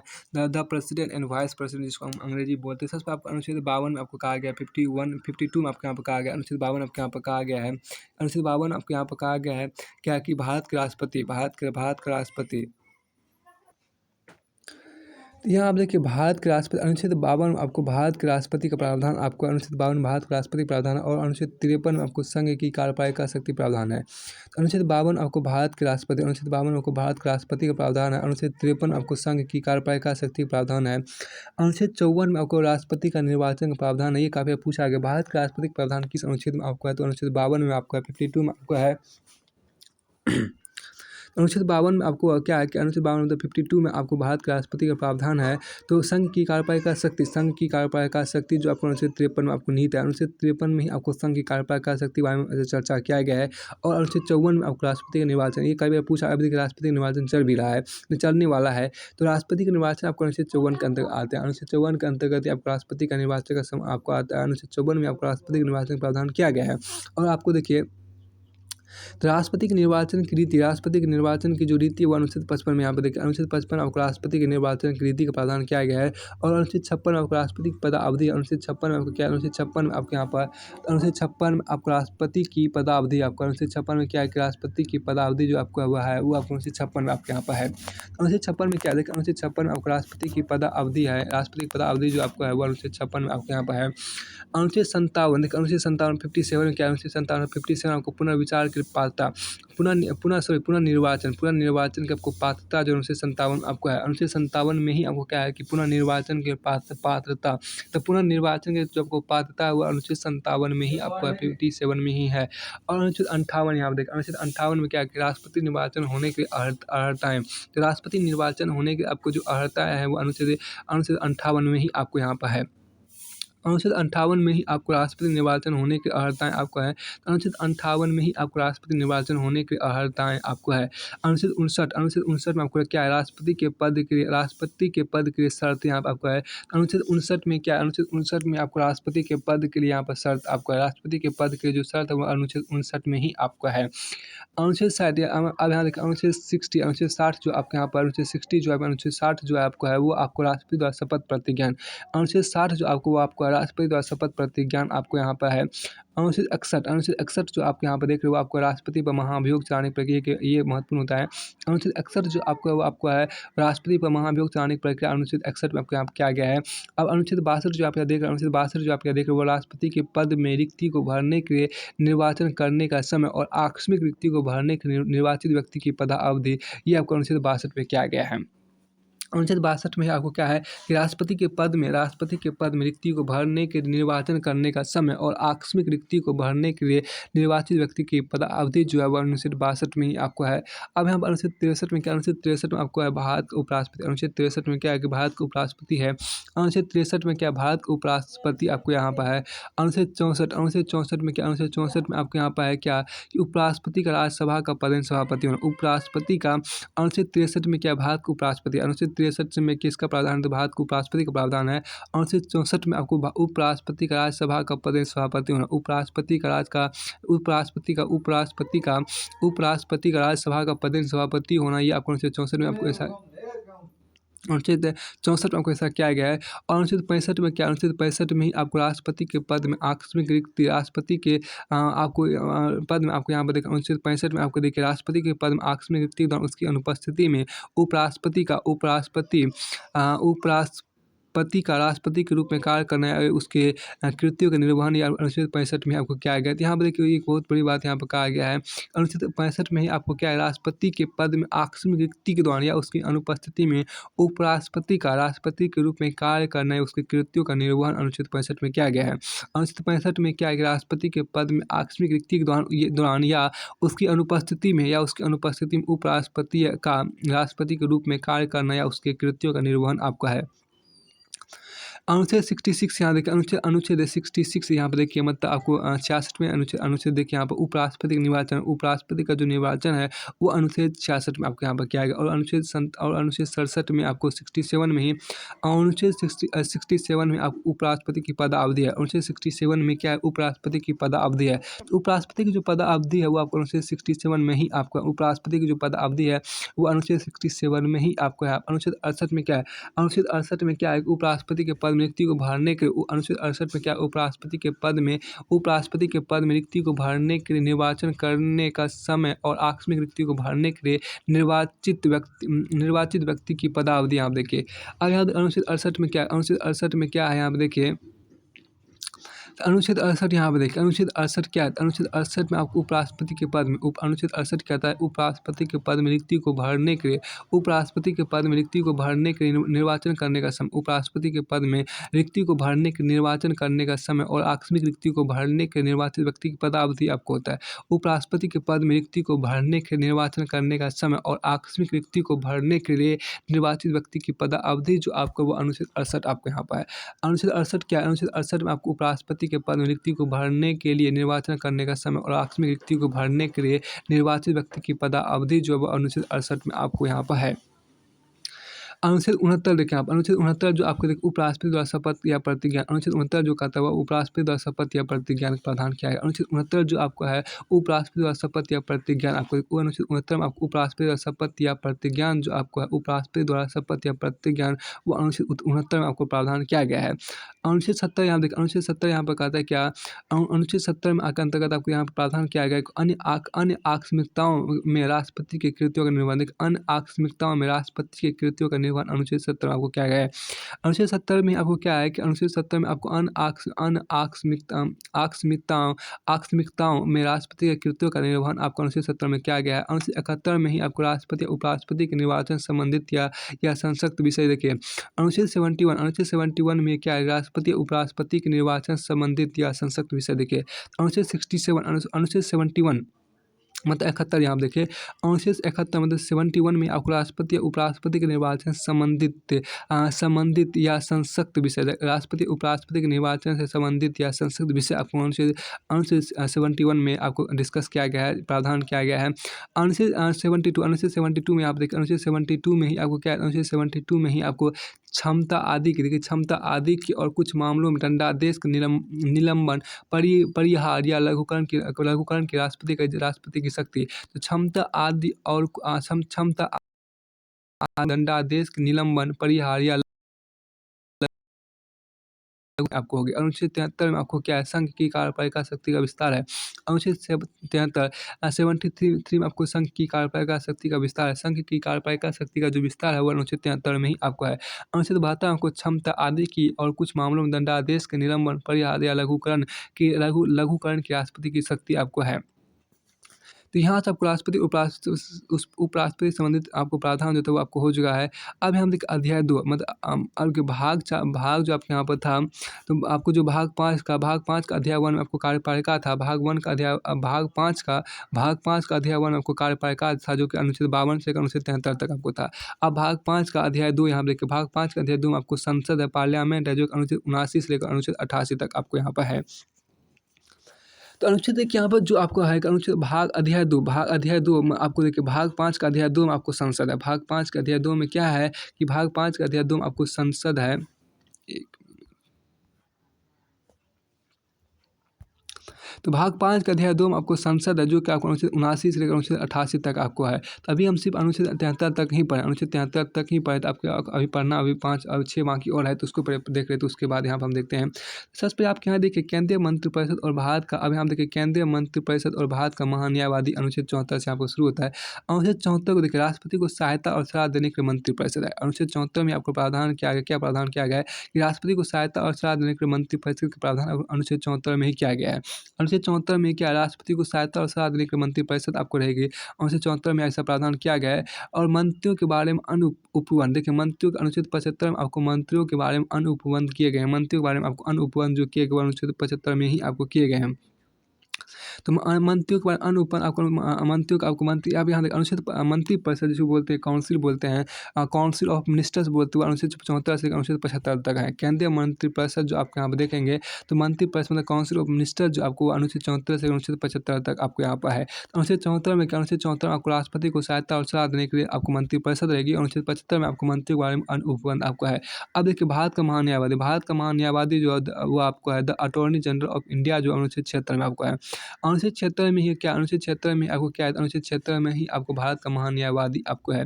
तो भारत का महान्यायवादी जो आपको अनुच्छेद 76 में ही आपको है। तो भारत का महान्यायवादी जो आपको है मतलब attorney general of India, attorney general of India जो है वो आपको अनुच्छेद 76 में ही प्रावधान किया गया है। तो भारत का महान्यायवादी का आपको जिक्र जो आपको अनुच्छेद 76 में ही आपको है। तो भारत का महान्यायवादी का जिक्र अनुच्छेद 76 में ही आपको किया गया है। अब अनुच्छेद 77 आप देखिए, अनुच्छेद 77 में क्या, भारत सरकार के कार्य का संचालन। अनुच्छेद 77 जो आपके यहाँ देखे हुआ भारत सरकार आपको देखिए सरकारी कार्य का संचालन, सरकारी कार्य का जो संचालन है, कंडक्ट ऑफ गवर्नमेंट बिजनेस, वो अनुच्छेद 77 से लेकर अनुच्छेद 78 तक आपको है।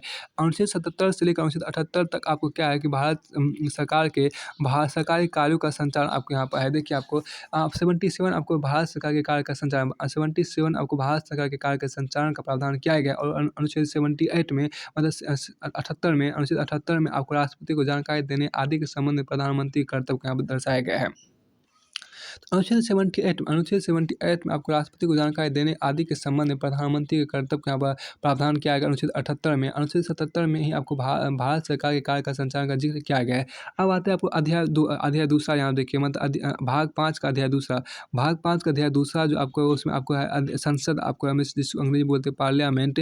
भाग 5 का भाग आपके यहाँ देखिए भाग 5 आपको हो गया, भाग 5 का अध्याय 2 आपको हो गया संसद, जिसको बोलते हैं पार्लियामेंट। ये आपको अनुच्छेद 79 से लेकर अनुच्छेद 88 तक आपको है। तो अनुच्छेद 79 से लेकर अनुच्छेद 88 तक आपको क्या है, तो अनुच्छेद 79 से लेकर अनुच्छेद 88 तक है आपको संसद पार्लियामेंट है। तो अनुच्छेद 79 से लेकर अनुच्छेद 88 तक आपको संसद पार्लियामेंट का जिक्र किया गया है। आइए हम इसको देखते हैं। सबसे पहले आपके यहाँ पर क्या अनुच्छेद आपको 79, अनुच्छेद 79 जो आपको हुआ है संसद का गठन, संसद का गठन जो आपको है वो अनुच्छेद 79 में किया गया है। संसद का जो गठन वो आपको अनुच्छेद 79 में किया गया। अनुच्छेद 80 में आपको राज्यसभा की संरचना के बारे में बताया गया है। अनुच्छेद 80 में ही आपको क्या, अनुच्छेद 80 में आपको राज्यसभा की संरचना के बारे में बताया गया है। और अनुच्छेद 81 में आपको लोकसभा की संरचना के बारे में बताया गया है। तो अनुच्छेद 81 में आपको क्या है, अनुच्छेद 81 में आपको लोकसभा की संरचना के बारे में बताया गया। अनुच्छेद 81 में ही आपको क्या है, तो लोकसभा की संरचना के बारे में बताया गया है। अनुच्छेद 82 में आपको प्रत्येक जनगणना के पश्चात पुनः समायोजन, अनुच्छेद 82 में ही क्या है, अनुच्छेद 82 में ही आपको प्रत्येक जनगणना के पश्चात पुनः समायोजन आपको है। तो प्रत्येक जनगणना के पश्चात पुनः समायोजन आपको अनुच्छेद 82 में ही आपको है। अनुच्छेद 83 में क्या, अनुच्छेद 83 में आपको संसद के सदनों की अवधि, अनुच्छेद 83 में क्या है, अनुच्छेद 83 में आपको संसद के सदनों की अवधि है। अनुच्छेद 83 में संसद के सदनों की अवधि है। और अनुच्छेद 83 में संसद के सदनों की अवधि है। अनुच्छेद 84 में आपको संसद की सदस्यता की अर्हता है। अनुच्छेद 84 में ही आपको क्या, अनुच्छेद 84 में ही आपको क्या है कि संसद की सदस्यता के लिए अर्हता। अनुच्छेद 84 में ही आपको क्या है कि संसद की सदस्यता की अर्हता आपको यहाँ पर है। एक बार फिर से देखिए, अनुच्छेद 79 काफ़ी महत्वपूर्ण संसद का गठन है। अनुच्छेद 80 में आपको राज्यसभा की संरचना है। तो ये काफ़ी बार पूछा भी गया है कि राज्यसभा की संरचना आपको किस अनुच्छेद के अंतर्गत आते हैं, तो आपको अनुच्छेद 80 के अंतर्गत ही आते हैं। तो लोकसभा की संरचना किस अनुच्छेद के अंतर्गत आते हैं, तो अनुच्छेद 81 के अंतर्गत आते हैं, 81 के अंतर्गत आते हैं। अनुच्छेद 82 में आपको प्रत्येक जनगणना के पश्चात पुनः समायोजन के प्रस्ताव आपको अनुच्छेद 82 के अंतर्गत आते हैं। प्रत्येक जनगणना के पश्चात पुनः समायोजन अनुच्छेद 82 के अंतर्गत ही आते हैं। और संसद के सदनों की अवधि, संसद के सदनों की अवधि अनुच्छेद 83 के अंतर्गत ही आते हैं। अनुच्छेद 83 के अंतर्गत ही आपको क्या संसद के सदनों की अवधि आते हैं, और अनुच्छेद 84 के अंतर्गत ही संसद की सदस्यता की अर्हता, अनुच्छेद 84 के अंतर्गत ही आपको क्या आता है, संसद की सदस्यता की अर्हता, संसद की सदस्यता की अर्हता अनुच्छेद 84 के अंतर्गत आते हैं। और अनुच्छेद 85 के अंतर्गत संसद के सत्रावसान और विघटन का प्रावधान आपको है। अनुच्छेद 85 के अंतर्गत में क्या है कि संसद के सत्रावसान और विघटन आते हैं। संसद के सत्रावसान और विघटन अनुच्छेद 85 के अंतर्गत आते हैं। और अनुच्छेद 86 के अंतर्गत ही क्या सदनों का अभिभाषण, सदनों के अभिभाषण और अभिभाषण का और उनके संदेश भेजने का राष्ट्रपति का अधिकार अनुच्छेद 86 के अंतर्गत आते हैं। अनुच्छेद 86 में ही आपको सदनों के अभिभाषण का और उनके संदेश भेजने का राष्ट्रपति का अधिकार अनुच्छेद 86 के अंतर्गत ही आपको आते हैं। अनुच्छेद 87 में ही आपको क्या है, राष्ट्रपति का विशेष अभिभाषण आपको है। अनुच्छेद 87 में ही क्या, अनुच्छेद 87 में ही राष्ट्रपति का विशेष अभिभाषण है। अनुच्छेद 87 में क्या, राष्ट्रपति का विशेष अभिभाषण है। और अनुच्छेद 88 में आपको क्या है, सदनों के बारे में मंत्री और महान्यायवादी का अधिकार, सदनों के बारे में आपको मंत्रियों और महान्यायवादी का अधिकार अनुच्छेद 88 में ही आपको है। अनुच्छेद 88 में ही क्या है, अनुच्छेद 88 में ही आपको यहाँ पर आपको है, अनुच्छेद 88 में ही आपको क्या, सदनों के बारे में मंत्री और महान्यायवादियों के अधिकार है। आपको यहाँ पे चलते हैं अगला आपको यहाँ संसद के अधिकारी, ऑफिसर्स ऑफ पार्लियामेंट, जो कि अनुच्छेद 89 से लेकर अनुच्छेद 98 तक आपको है, 98 तक आपको यहाँ पर है। तो संसद के जो अधिकार हैं, संसद के जो अधिकार हैं संसद के जो अधिकारी हैं, ऑफिसर्स ऑफ पार्लियामेंट है, वो अनुच्छेद 89 से लेकर अनुच्छेद 98 तक आपका है। तो सबसे आपको 89 देखिए, राज्यसभा का सभापति उपसभापति, राज्यसभा का सभापति और उपसभापति अनुच्छेद 89 के अंतर्गत आते हैं। अनुच्छेद 90 में आपको क्या, अनुच्छेद 90 में आपको उपसभापति का पद रिक्त होना, पद त्याग और पद से हटाया जाना। अनुच्छेद 90 में आपको उपसभापति का पद रिक्त होना, पद त्याग और पद से हटाया जाना। उपसभापति का पद रिक्त होना और पद त्याग और पद से हटाया जाना अनुच्छेद 90 में प्रावधान है। अनुच्छेद 91 आपको सभापति के पद के कर्तव्यों का पालन करने या सभापति के रूप में कार्य करने के उपसभापति या अन्य व्यक्तियों की शक्ति। तो सभापति के पद के कर्तव्यों का पालन करने या सभापति के रूप में कार्य करने के उपसभापति या अन्य व्यक्तियों की शक्ति अनुच्छेद 91 में क्या गया है। अनुच्छेद 92 में आपको 92 में आपको जब सभापति या उपसभापति को पद से हटाने का कोई संकल्प विचाराधीन है, तब उसका पिटासी न होना। तो आपको देखिए अनुच्छेद 92 में आपको क्या, अनुच्छेद 92 में 92 में आपको जब सभापति या उपसभापति को पद से हटाने का कोई संकल्प विचाराधीन है, तब उसका पिटासी न होना, यह अनुच्छेद 92 में आपको कहा गया है। अनुच्छेद 93 आपको क्या, अनुच्छेद 93 में 93 में आपको लोकसभा के अध्यक्ष उपाध्यक्ष का प्रावधान, आपको अनुच्छेद 93 में ही आपको लोकसभा के अध्यक्ष उपाध्यक्ष का प्रावधान है। अनुच्छेद 94 में ही अध्यक्ष उपाध्यक्ष का पद रिक्त होना, पद त्याग और पद से हटाया जाना है। अनुच्छेद 94 में क्या, अध्यक्ष उपाध्यक्ष का पद रिक्त होना, पद त्याग और पद से हटाया जाना आपको अनुच्छेद 93 में ही आपको है। अनुच्छेद 95 में क्या, अनुच्छेद 95 में आपको अनुच्छेद 95 आपको अध्यक्ष के पद के कर्तव्यों का पालन करने या अध्यक्ष के रूप में कार्य करने की उपाध्यक्ष या अन्य व्यक्तियों की शक्ति जो आपको है, वो अनुच्छेद 95 में ही आपको है। अनुच्छेद 95 में आपको क्या, अनुच्छेद 95 में आपको क्या, अध्यक्ष के पद के कर्तव्यों का पालन करने, अध्यक्ष के पद के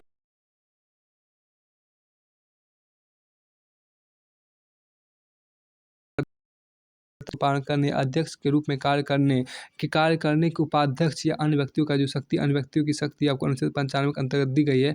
अब अनुच्छेद 96 में ही क्या है, जब अध्यक्ष उपाध्यक्ष को पद से हटाने का कोई संकल्प विचाराधीन है, तब उसकी पिरासी न होना, वह अनुच्छेद 96 में आपको है। अनुच्छेद 96 में ही जब अध्यक्ष या उपाध्यक्ष को पद से हटाने का कोई संकल्प विचाराधीन है, तब उसकी पिरासी न हो, अनुच्छेद 96 में आपको ऐसा किया गया है। देखिए यहाँ पर आपको अनुच्छेद 96 जब अध्यक्ष उपाध्यक्ष को पद से हटाने का कोई संकल्प विचाराधीन है, तब उसकी पिटासी न होना। और अनुच्छेद आपको 97 में क्या, अनुच्छेद 97 में आपको सभापति और उपसभापति तथा अध्यक्ष और उपाध्यक्ष के वेतन और भत्ते। अनुच्छेद 97 में क्या है कि सभापति और उपसभापति तथा अध्यक्ष उपाध्यक्ष के वेतन और भत्ते का प्रावधान अनुच्छेद 97 में ही आपका है। अनुच्छेद 97 में आपको सभापति उपसभापति तथा अध्यक्ष और उपाध्यक्ष के वेतन और भत्ते का आपको प्रावधान है। और अनुच्छेद 98 में क्या है, अनुच्छेद 98 में आपको संसद का सचिवालय, अनुच्छेद 98 में आपको संसद का सचिवालय आपको यहाँ पर है। अब आगे आपको यहाँ पर है